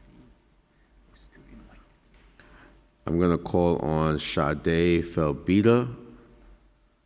Sade, if you can hear me, please unmute and you may begin. Hi, can you hear me? Yes, we can hear you. Well, good evening, and thank you for giving the opportunity to speak. My name is Sade Falubita, and I'm Managing Director of Downtown Community Television Center, also known as DCTV. I ask that you consider supporting the proposed amendment being offered by Councilmember Marte to allow nonprofit cultural institutions who own and are housed in landmark buildings to transfer their unused development rights within an expanded radius. For DCTV, this is a critical matter. DCTV's building has 75,000 square feet of development rights shared 50-50 with the city. However, under the current and proposed City of Yes zoning rules, there are no reception sites available. In 1972, our landmark firehouse was saved from collapse and transformed into a center for documentary education, production, and exhibition. Our mission is to use filmmaking as a tool to catalyze, inform, and empower our communities. And since that time, we've provided over 75,000 New Yorkers with affordable and free filmmaking training and resources. Every year, teens and adults in our programs create award-winning original films that document the critical social issues of our time. And we serve many filmmakers in our new cinema that was open, Firehouse Cinema, and we screen over 100 independent documentaries every single year. And this is work that we hope to continue far into the future, but the rising costs and declining production income really have endangered our existence in our social services. Councilmember Marte's proposed expansion of air rights transfers for landmarks creates income for the city. It supports our community services and the creation of desperately needed affordable housing. And so we hope that you will explore and endorse this proposal. And thank you for your time. Thank you.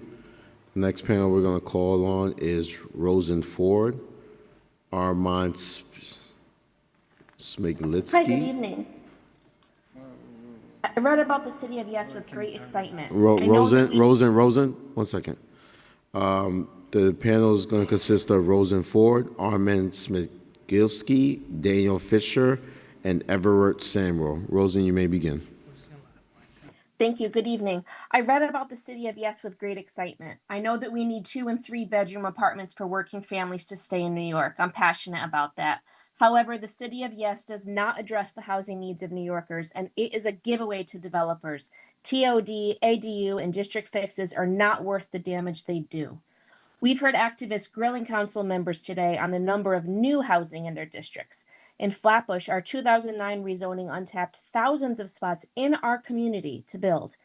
And we are fighting to preserve 120-year-old homes that make the character of our community. They don't make these anymore, but if the City of Yes has its way, developers sure will knock them down. Nearly every corner lot in my neighborhood is at risk. Do we criticize a mature redwood forest for having no new trees? Others have claimed that 80% of New York voters approve this plan because one poll asked questions like, should we, quote, allow homeowners to add small apartments to single 1 or 2 family homes? No one was asked if we should allow 25-foot-high cottages in yards, or if century-old homes on corner lots should be replaced with buildings nearly double the size due to the nearly doubled FAR. That is what TOD, ADU, and district fixes would allow. To the whole city council, I say, fewer than 900 people or 0.0001% of New Yorkers do not speak for 80% of New York voters. Similar misleading tactics are employed to make people believe that the City of Yes will provide their family relief. Many speakers have spoke movingly about their own search for housing. This is deeply personal. We all know people affected by this. Families are leaving because the availability and price, but also size and quality of housing.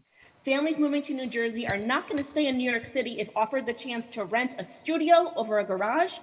TOD, ADU, and district fixes are just not worth it. I urge the City Council to vote no on transit-oriented development, vote no on ADUs. And Thank no you. Your on time's district expired. fixes. Exempt neighborhoods. Thank you. Thank you. The next person we're going to call on is Armand Smigilski.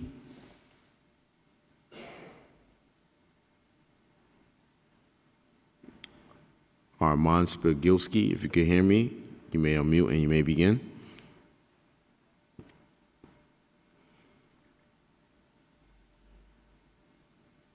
Okay. I'm going to call on again Carol Donovan. Carol Donovan.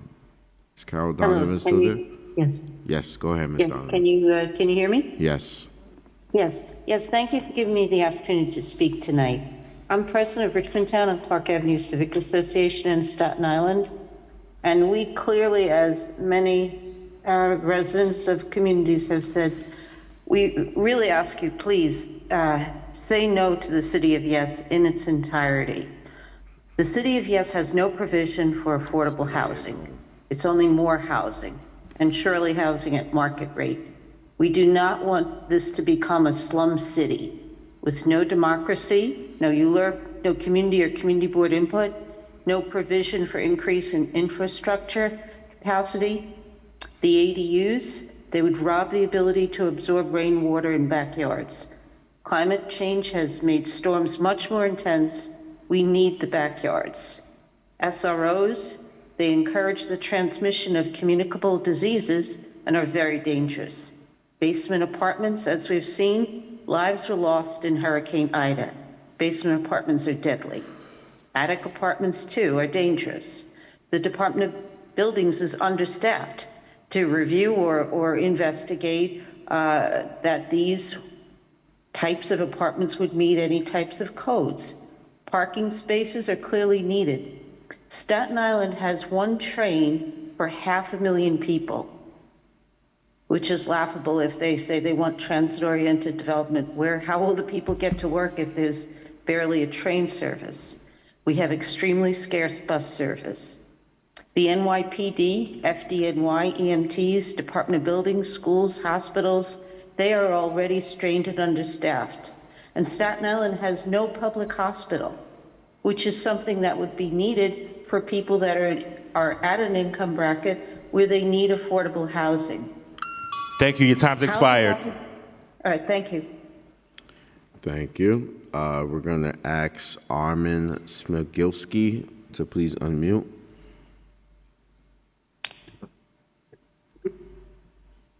Armaine? Okay, let's move on to Daniel Fisher. Hi, thank you for your time. I know it's late, so I'll keep my statement short. My name is Daniel Fisher, and I live in Brooklyn, District 34. I've lived in the city for 8 years, and I'm 26 years old. I'm here to support the City of Yes proposal in its entirety. As Kamala Harris correctly identified, our country needs millions of new housing units to address our affordability crisis. There is no question that New York City needs to do its part towards reaching this goal. City Yes represents an extremely exciting proposal for me.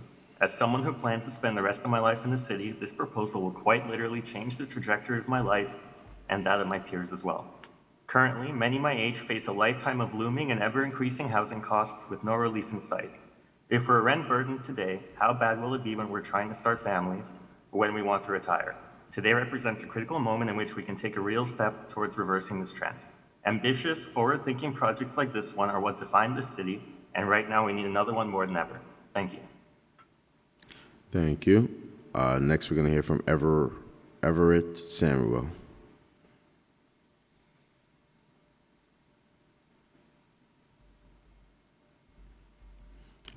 Everett Samuel. You can press *6 if you're using your phone.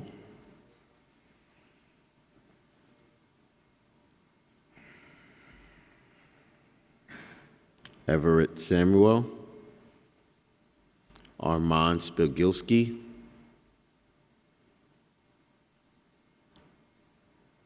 Everett Samuel.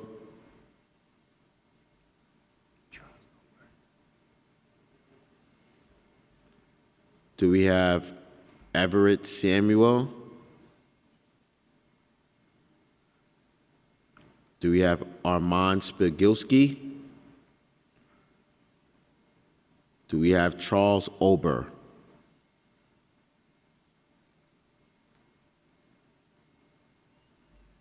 Okay, I'm going to move on to the next panelist, Anthony Shatimi.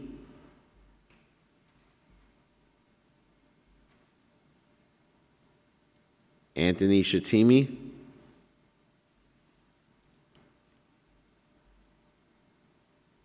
Anthony Shatimi. Okay. Going to move on to Andrew Stern.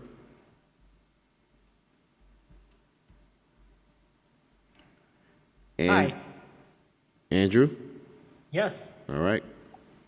Thank you. You're welcome. Go ahead. Thank you so much, Chair Riley. My name is Andrew Stern, and I live in Lower Manhattan, where I'm proud to be represented on this council by Councilmember Carolina Rivera. I want to thank you all for staying up and hearing out everyone's testimony.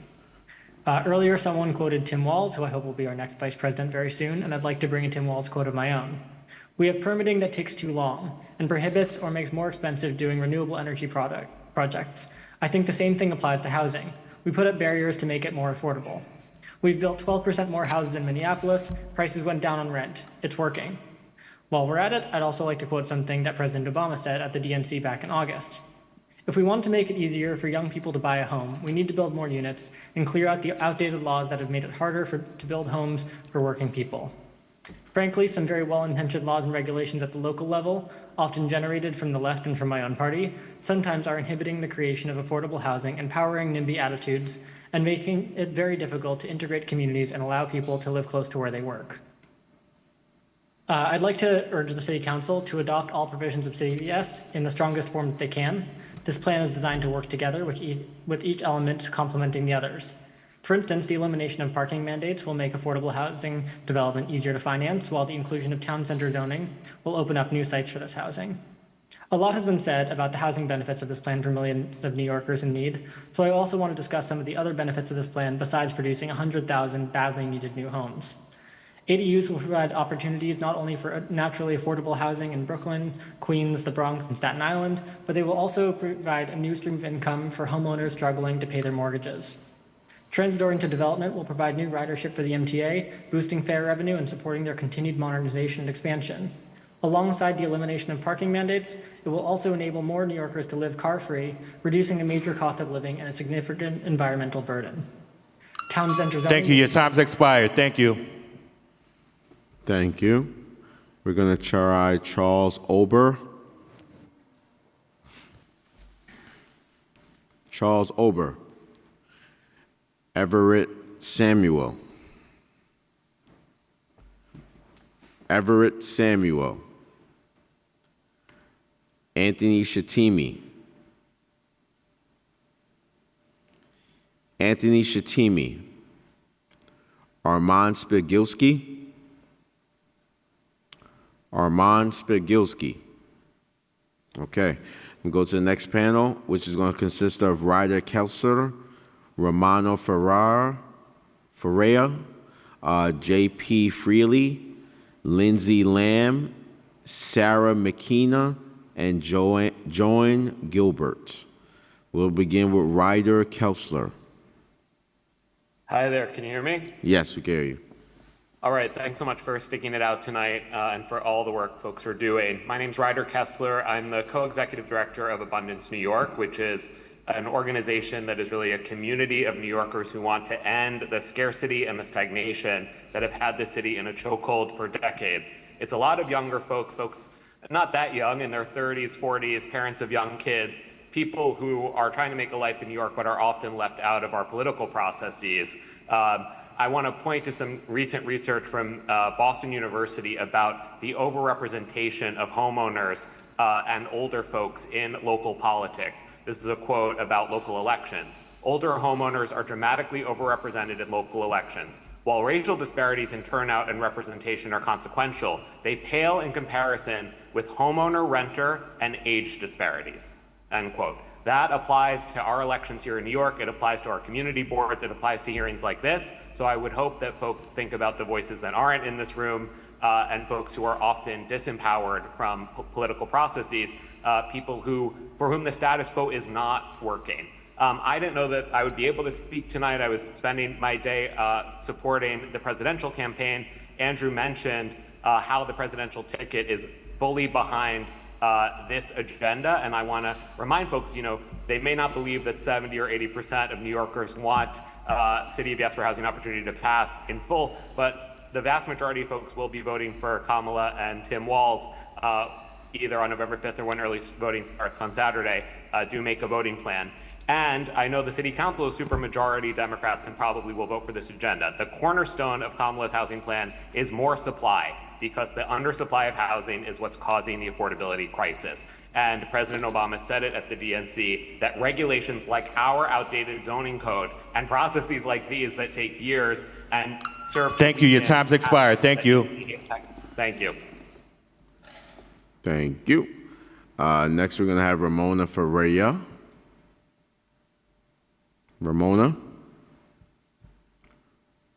Ferreira. Hi, good evening. Good evening. Is Guatuque Ininaru, and my colonial name is Ramona Ferreira. I am submitting this testimony on behalf of Safe Section 9, which fights to rehabilitate and expand public housing throughout the United States. This has been such a disappointing hearing because so many people are putting oppositions to include and honor the average New Yorkers. This plan does not offer affordable housing to the average New Yorker, and it does not ensure that you will not be discriminated against, face unfair rental increases, and become a fabric of the communities that we're talking about. What does that is public housing under Section 9. NYCHA is the only property manager in New York City that provides truly affordable housing for New Yorkers earning up to $120,000 a year. Our rents are capped at 30% of our income. We never face unfair increases. We are supported with tenant development and empowerment, leading to union jobs. NYCHA supports BIPOC, the disabled like myself, and elderly New Yorkers, and it gives us talent such as Supreme Court Justice Sotomayor, Marvin Gaye, Nas, and Jay-Z. But it's being disposed of via privatization in New York City through the project-based Section 8 program and the trust. In order to revert this housing crisis, I encourage you to invest in Section 9 public housing, repair 7,000 units at a cost of $45,000 to each taxpayer, instead of the $90,000 that developers get. And remember that public housing is the program that provides housing security, affordability. Thank you. Your time's expired. Thanks. Thank you. The next panelist will be James J.P. Freely. Hi, good evening. Thanks for sticking through it. I saw you at 9 o'clock this morning, and here you are still, so good job on that. To quote Nancy Reagan, just say no. I could end it there, but I'm just going to add one more thing, because I know you look like you're falling asleep, but... I'm wide awake. Okay. So, according to the 2023 New York City Housing Vacancy Survey, as well as ANHD, there are over 700,000 rent-burdened New Yorkers that need affordable housing of less than $1,100 a month. That's just an absurd number, and City of Yes housing opportunity is not even going to get there. I'll say it again, 703,000 rent-burdened households need units for less than $1,100 a month. Currently, according to the Housing Vacancy Survey, there are only 2,300 available. So you've got to figure out how to get from 2,300 under $1,100 a month to 700,000 under $1,100 a month. And that's not my numbers. That's according to the Housing Vacancy Survey and ANHD and such. It's all available online. Just say no. Have a good night. You too. Next, we'll have Lindsay Lamb. Hey, I'll try to make this quick because, by golly, it's late. You're the best. Yeah, I don't know how you guys are doing it. I keep getting on and off. But really quickly, I'm Lindsay Lamb. I'm from Prospect Park South, and I am on the Prospect Park South Association. I had a full testimony based on transit-oriented development, but realistically, when I've been listening to other people talk, what this has really made me realize is one size doesn't fit all when it comes to rezoning. And one size never really fits all. I'm 5'2", so everything one size is way too big. This was particularly highlighted with all of the parking arguments. Parking is great in some places, not great in others. Personally, my biggest concern is the transit-oriented development. Historically, TOD initiatives have been linked to gentrification and displacing low-income families and long-standing community members. We've seen this in Austin, we've seen it in Minneapolis, we've seen it in every case that people have talked about transit-oriented development. While there is an argument that supply increases, it reduces rents. Realistically, this is just a land grab for developers. It's by developers for developers. And, really just stop there and give you your time back because I think it's way too late for us to keep going. But I think one size fits all is not a good plan for anyone. Thank you, Lindsay. Next, we're going to have... Thanks. Hope you can stay up. I'll be up. Next, we're going to have Sarah McKinney. Maybe coffee. Some tea. We're going to have Sarah McKenna next. Thank you so much. I'm Sarah McKenna. I'm calling in from Flatbush, Victorian Flatbush. I want to echo the voices that have come before me today. The city needs affordable housing, but this is not a plan to achieve that. The City of Yes plan has no mandates for affordable housing, but it does meet the needs of developers for more land. It does not present a viable solution to an issue that is becoming more pressing every year. I'm calling in, as I said, from Flatbush, from Victorian Flatbush, and as a homeowner, I would likely profit from this plan, right? I could expand my home. I could put rental units in my garage and my basement, which both flood regularly. There would really be no requirement for me to charge affordable rents for those spaces, and there would be no incentive for me to fix up those spaces unless I expected a higher rent. That's basically the plan that you guys have presented us with, and it doesn't make any sense. We worked together as a community to put forward the 2009 rezoning plan for our neighborhood, and it did result, as many have said before me, in 2,000 new units. It was seen as a great success, and it was the outcome of a community working together. One question I have is why aren't we taking advantage of the massive real estate opportunity we have after the pandemic lockdown in Midtown Manhattan, where we have huge office buildings that are going underutilized and a societal shift that's not going to change?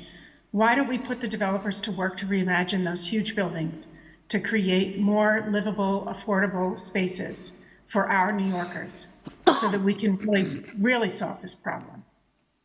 Thank you. Thank you. Next, we're going to call on Joanne Gilbert. Joanne Gilbert. Yes, good evening. Thank you so very much. Thanks for staying up so late. Appreciate it. You're welcome. So my name is Joan Gilbert and I'm a resident of Flatlands. I'm in District 46. Flatlands is the southeast section of Brooklyn, and this section of Brooklyn boasts the largest homeowner occupancy in Brooklyn. Most of the houses are 1 and 2 families. These were homes in generation, from different generation to generation. And one of the things from the city of housing, the city of Yes Housing is going to do is strip families from generational wealth. And owning your home is one of the ways that generational wealth is created. The other issue with the plan is that there are lots of proposals for building, but there aren't any mandates for infrastructure. We in this area in Flatlands, we have an electrical grid problem. We also have flooding and flooding issues. And it's not just when it's a hurricane. People are still devastated by Sandy and Ida. People have died in their basements. So this business about not having any mandates for infrastructure is a big no with the city of Yes. The other issue I had in mind was what sustainable measures do these proposals offer? I am concerned about the increased construction, lack of green spaces, and the density which this can cause. Your time has expired. Thank you. Thank you. Thank you. The next panel I'm going to call up is Ken A., Peter Toma, Neil Miller, Sachi Takashi, and Zachary Thomas. Ken A., you may begin if you can hear me. Ken? Hello, can you hear me? Yeah, I can hear you, Ken. How you doing? So yeah, I've been living in New York for about 13 years. I was born in New York, moved away, and then moved back. And I'm a big supporter of City of Yes for the TOD, the UAP, office to resi conversions, all that jazz. So tonight, I'm going to be sleeping good. Hopefully that the city council will be voting for yes on City of Yes. And that's my testimony, and I'll let the next person speak. Thank you. Next, we're going to call on Peter Toma. Hi, everyone. My name is Peter Tuma. I live in Bed-Stuy, Brooklyn, New York, District 36, and I am likewise here to express my support for City of Yes. I think this, as everyone has said, New York City lacks housing or housing supply, and I think it's hurting the dynamism of the city. So this is a great start to get us on a path to build more supply, which will push rents down. And I also think it provides alternative housing for people that need it and for people that can do alternative accommodations. So I'm here to say, express my yes for City of Yes. Thank you. Next, we're going to call on Neil Miller. Great, thank you so much. Just a quick comment since it's late. I support the City of Yes plan. Not like it really matters, but I'm a 4th generation New Yorker. My parents grew up in Queens and Whitestone and Jamaica. and the homes that they lived in provided opportunity for my family to get ahead. Those opportunities are out of reach for too many people now, including New Yorkers that are coming to start a new life here today. And there's a lot of great elements in the plan to recreate that opportunity. There was a lot of process with this plan. I sat through all of my community board meetings, more than 10 hours worth, with presentations from city staff and outside consultants. And they did a really great job answering tough questions that we asked.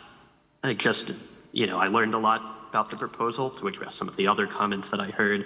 This doesn't do anything for affordability. The biggest impact this will have on Midtown, where I currently live, is universal affordability preference, UAP, which will be a great step.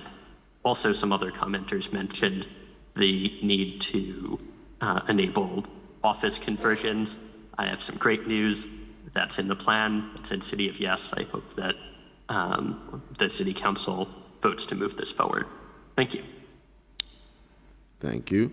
Next, we'll have Sachi Takahashi. Sachi? Thank you so much. My name is Sati. I live in Manhattan. I'm on the board of Open New York, a nonprofit pro-housing organization that advocates for more housing throughout the state. I serve on Manhattan CB5. I'm a renter. I am a nonprofit professional, and I'm speaking in my capacity as an individual, not on behalf of CB5 or any other group. We've heard it said many, many times today that New York is in a housing crisis, and the City of Yes for Housing Opportunity is a critical citywide solution. I support the entire policy package in the City of Yes for Housing Opportunity, and in particular the universal affordability preference, since it creates permanent and affordable housing and works hand in hand with state tax breaks to bring more housing and especially more affordable housing to our community. I also especially support allowing office to residential conversion. I spend most of my time in Midtown, which is an area that would really benefit from having this option. And again, this policy works hand in hand with the state's program to pay for affordable housing in office to residential conversions. But the city needs to pass these zoning changes so that we can take advantage of these benefits and get new affordable housing in our community. I also think the policy for landmarks to be able to transfer air rights more flexibly is also really smart. It's a best practice that marries the goals of historic preservation with the evolving needs of a community and the evolving financial needs of our historic institutions. Thank you so much for your time and consideration of these policies that make sure New York City isn't just the best city in the world, but also that it's accessible and inclusive for anyone who wants to live here. Thank you. Thank you. Next, we're going to hear from Zachary Thomas.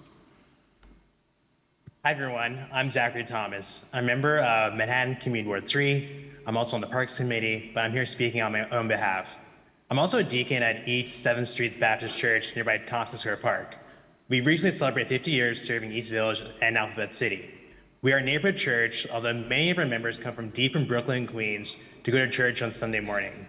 We just had a young couple move out of the city due to high housing costs to move in with a family member out of state.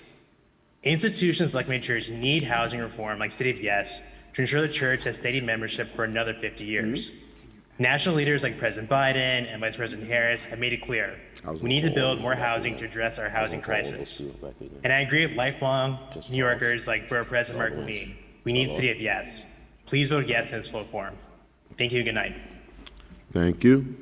The next panel I'm going to call up is Amit Baga, Victoria Hillstorm, and Charles Olgar. We'll begin with Amit Baga.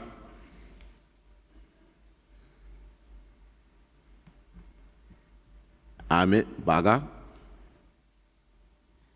Good evening, Councilmember Riley and the committee. I don't know if you can see me. If you can't, I will be happy to speak to you nonetheless. My name is Amit Baga. I am a very proud resident of Sunnyside, Queens, and I am a native New Yorker. I was born and raised, Councilmember Riley, very close to your council district in the great neighborhood of Pelham Gardens in the Bronx, a 1 to 3 family zoned neighborhood, very much like the one that are the types of neighborhoods where most of this opposition is coming from. I would argue it's actually even a little bit nicer than some of the neighborhoods where some of this opposition is coming from. I first want to just quickly start out by thanking the great, noble, and brilliant public servants, Layla Bozorg, Genevieve Michelle, Deputy Mayor Maria Torres-Springer, and Chair Gorodnik for their tireless service over many decades for this city. They have been working on housing issues for a long time. This is a plan that is incredibly well thought out and puts New Yorkers at the heart of what it does. I have had the great honor and pleasure of serving the people of New York over 17 years in public service, federal, city, and state government, but I am speaking to you today entirely in a personal capacity. My parents, who are now in their 80s, fled a very horrific war in 1947 where they had to cross borders and ultimately found their way to New York City and to the Bronx in the early 1970s. My mother was a psychiatric social worker who served the state of New York for nearly 50 years. My father was a junior engineer. They were able to buy a home in Pelham Gardens at the very end of the 1970s with the incomes that they had at the time, precisely because New York City in that moment was providing a sufficient amount of housing for the people who were seeking lives and livelihoods that were better than what they had. People who had come from all over the world, who had escaped famine, war, lack of economic... Thank you. Your time's expired. Thank you. Next, we're going to hear from Charles Ober.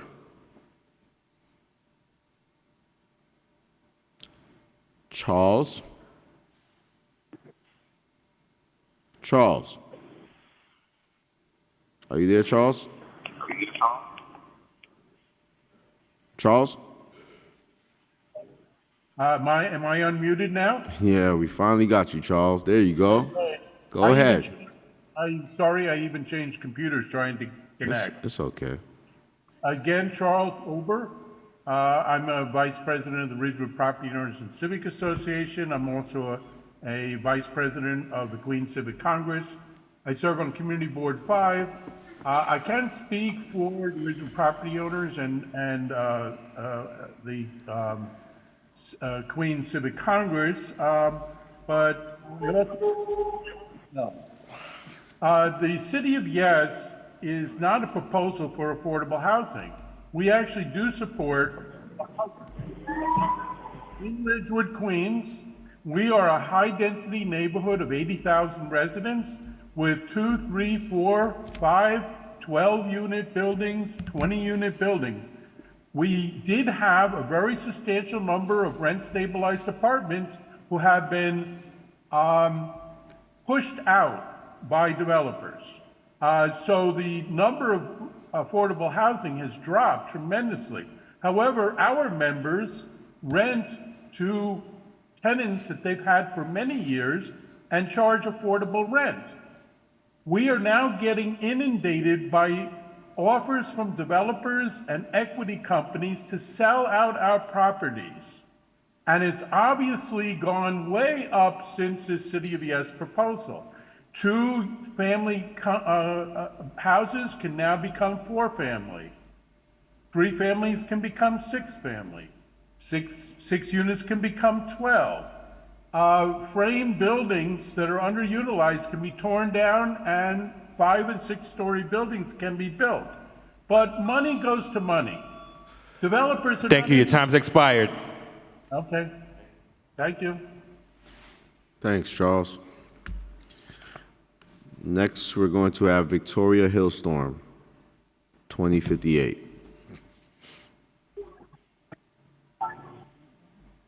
Victoria? Hello, are you there? Yes, we can hear you. Hi, thank you very much for having me.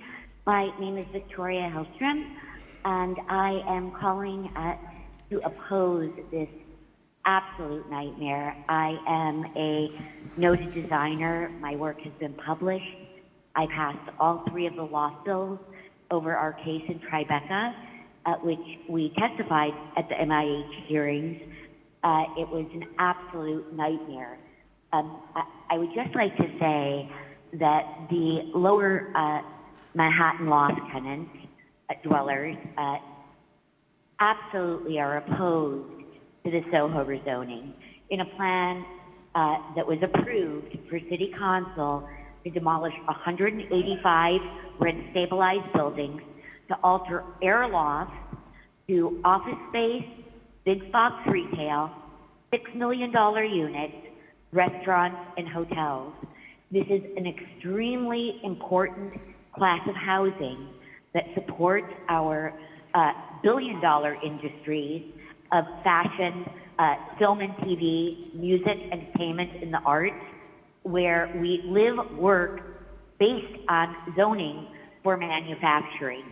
The notion that city council or city planning would literally take this important class of housing and alter it for any amount of money will put our billion-dollar industries out of business. So the notion that city planning would seek to charge artists a tax that developers are not charged is discriminatory. The notion that artists that converted de facto multiple dwellings into Your time has expired. Thank you.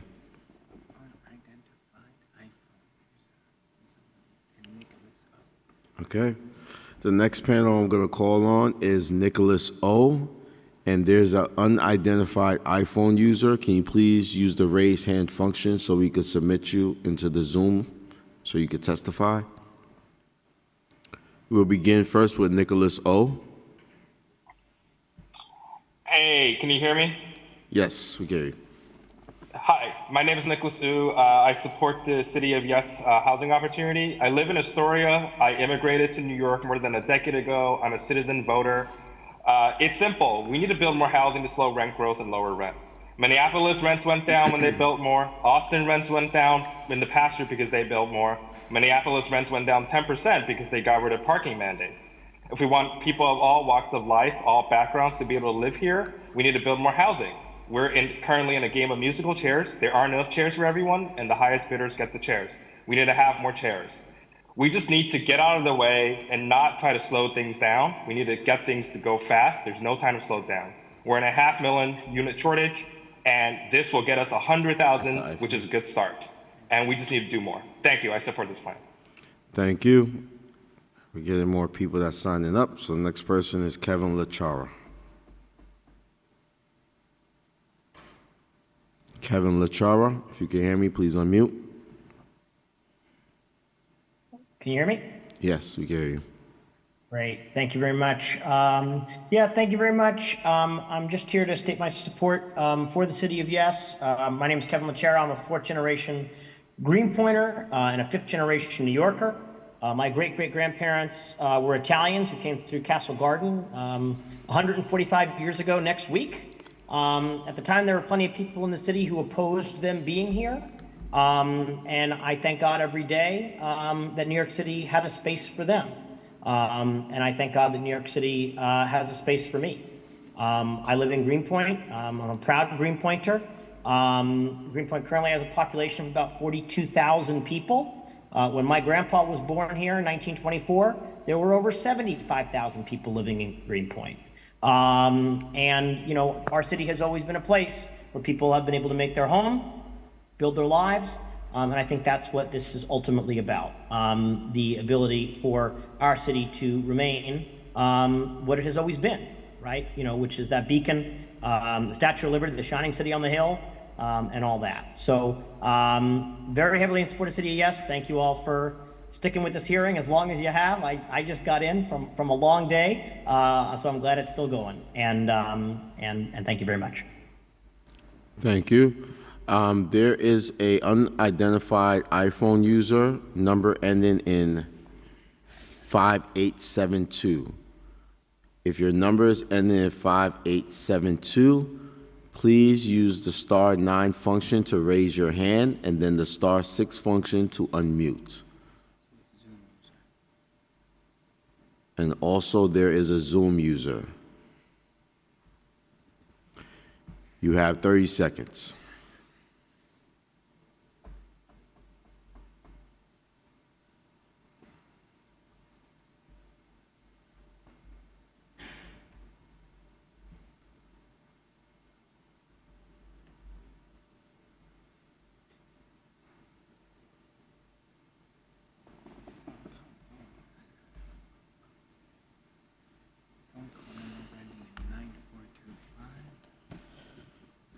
The next panelist we're going to call up is Eric Mio.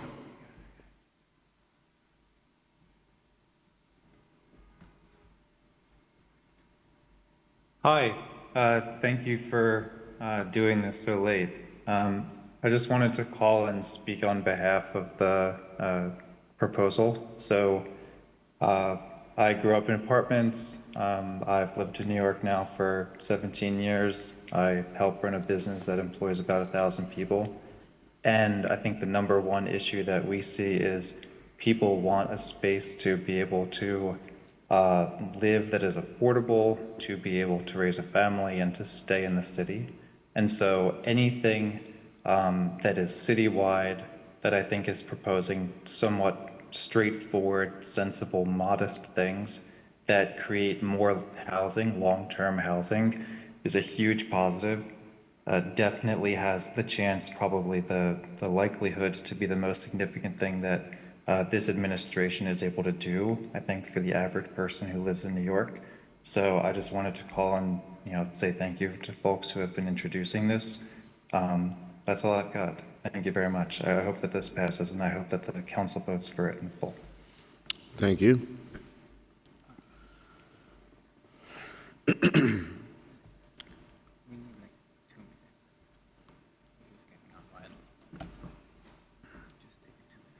going to take a 2-minute pause.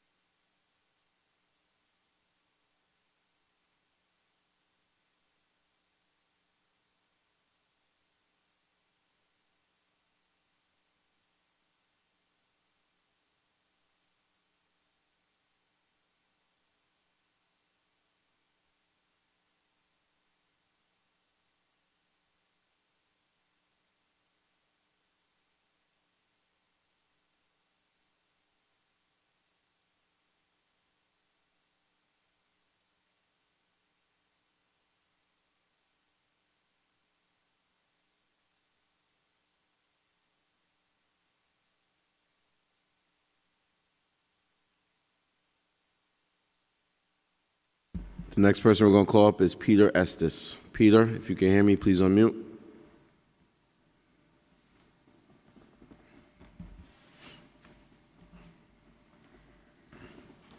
Peter, if you can hear me, please okay, I unmute. should be unmuted. Can you hear me? Thanks. You may begin. Great. Hi, and thank you all. I really appreciate you being up so late and committed to the process. Might have to move to your district, council member. So my name's Peter. I'm a student living in Brooklyn, here to speak in support of City of Yes. I'll keep it pretty brief and just say that City of Yes for Housing Opportunity is a really massive undertaking, and it's a chance for New York to do something really meaningful. We need to go further than just this zoning reform, but this is an exciting opportunity to make a difference in addressing our housing crisis. A few things that I think I heard in other people's testimony today. It's important to note that City of Yes is not one size fits all. There was significant thought given to differences between low density and high density districts, if you look closely at the plan. And I think that those are borne out, and it's pretty clear that the amount of homes that are projected to be added, even at the higher ends in some districts, is not significant enough to cause any infrastructure problems or exacerbate existing ones, which should be dealt with. I've also heard a lot of concern over parking, and I think it's really important to just emphasize the point that developers are still going to build parking where there's demand for parking. This isn't preventing them from doing that. And it will actually or recent studies have shown that removing parking mandates can significantly boost the production of affordable units, increased by like 36% in areas where parking requirements were lifted, according to a Regional Plan Association study. It came out just a few years ago. It's also just important that we collectively nudge ourselves towards using public transit. Third, the UAP combined with state incentives is a huge game changer. If we had the UAP in place 10 years ago, it would be like we had built another year's worth of it. Your time's expired. Thank you. That's a big deal. Thank you. The next three panelists we're going to call up are Pedro Rodriguez.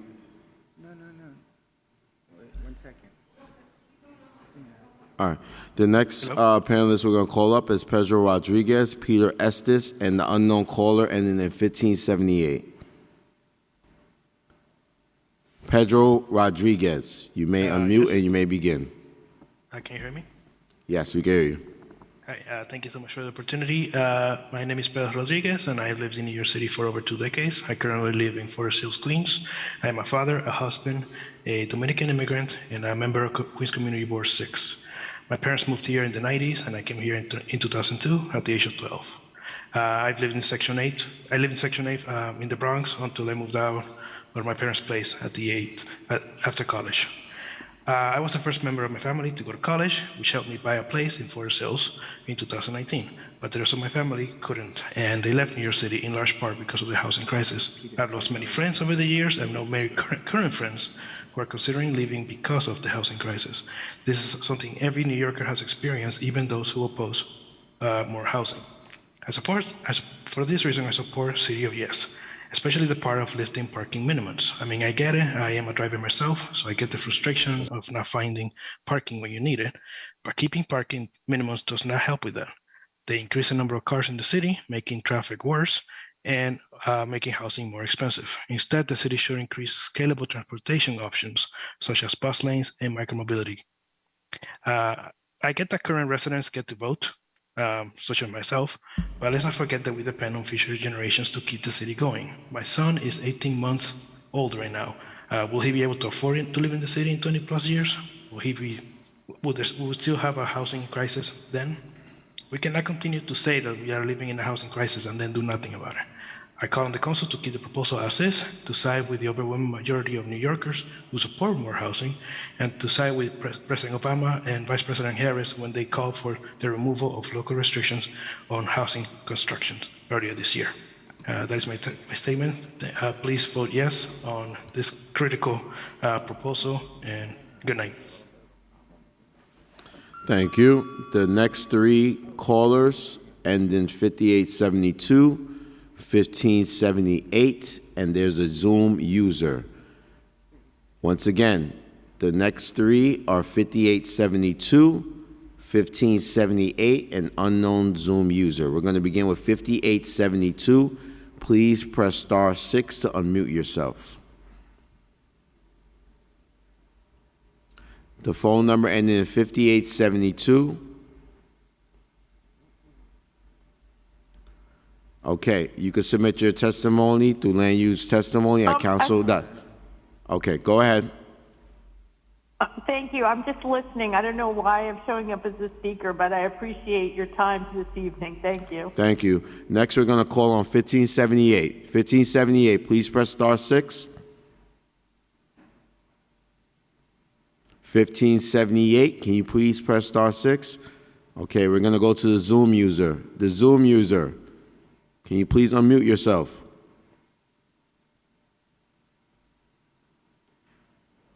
Zoom user, can you please unmute yourself?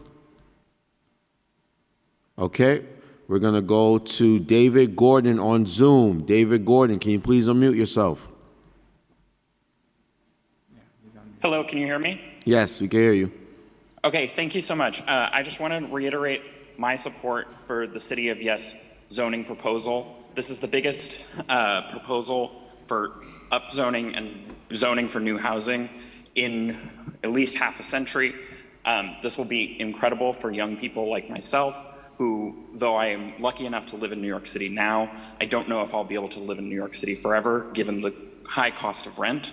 I especially want to bring attention, like the previous speaker, to eliminating parking minimums. We know from research and from just looking around our already congested city that cars are one of the biggest things that are in the way of housing. And it's a shame that for the city with the best transit system in America and one of the best transit systems in the world, that we still mandate that apartments have housing. Thank you so much for this testimony. I very much encourage my council member and all of the council members on this committee and in the city council to vote yes on City of Yes. This is the most important vote they will take this year. Thank you so much. Thank you. This panel is excused. We're going to go to Raul Rivera in Chambers. Raul, you may begin. Can you remind me he has 2 minutes? You have 2 minutes, Raul. Good evening. My name is Raul Rivera. I'm a native New Yorker. I want to talk about the 1964 Civil Rights Act, discrimination, public spaces, and housing. If any council member is for the City of Yes, they are discriminating against the New Yorker. That's how I feel. I also want to address Councilmember Salamanca. He is the chair. Raul. Yes. It is midnight. Please keep it to... I reclaim my time. I'm going to. It's, all right. Thank you. Go ahead. You're referring all the testimony that people submit to his committee. Yes. I wanna speak on the fact Go ahead. that he is the chair to the Committee on Land Use, and Eric Adams is indicted right now, and this is his proposal, right? The City of Yes, and I think he's gaslighting people, and I don't know why we're having so much testimony when he's under indictment. And this is his program. This is his proposal. This should not pass. It should not pass at all. And the fact that also I want to bring out the fact that Salamanca's wife received a job, right? She received a job, and it's questionable there because Salamanca is the chair to the Committee on Land Use, and we reported him to the Conflict of Interest Board. He knows it. I was here and I testified against that. So it's very suspect. The way Adams is going, the way Salamanca his wife is getting a job, and he's the chair to the Committee on Land Use. We just want to put that out there. If you're a city council member and you're for the City of Yes, you're not for the New Yorker, you're discriminating against us, and you're violating the 1964 Civil Rights Act. You might not think that's true, but that is exactly what's happening. I was here this morning, and what we had outside there was nothing but nonprofits, HTC, Richard Morocco, all these nonprofits were there, and they're nothing but lobbyists. And we say no to the City of Yes today, tomorrow, forever. And I'll have you know too, I am currently homeless. I am a homeless New Yorker trying to survive in the city I was born in. And it's disgusting. In this city council, we have blacks, we have Puerto Ricans, we have Dominicans. And it's our own people failing us, our own people. It's not the white man, it's not white supremacy, and it's not Donald Trump. It's our own people.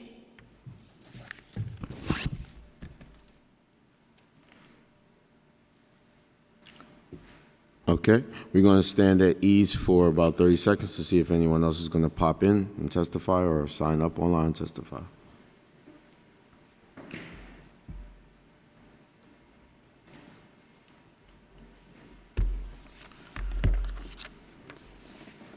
All right.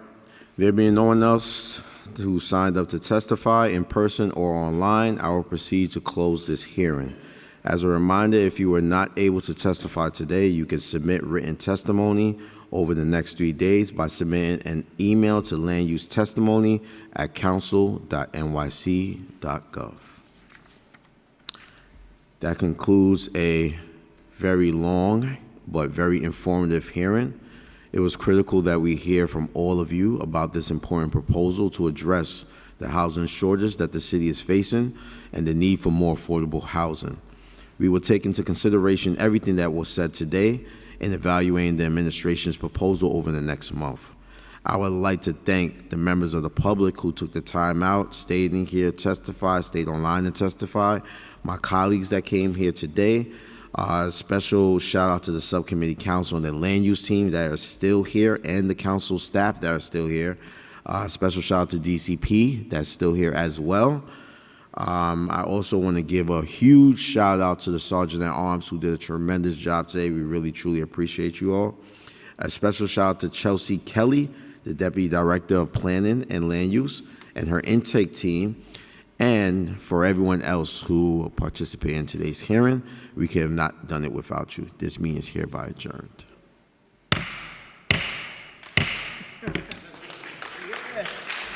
Yeah.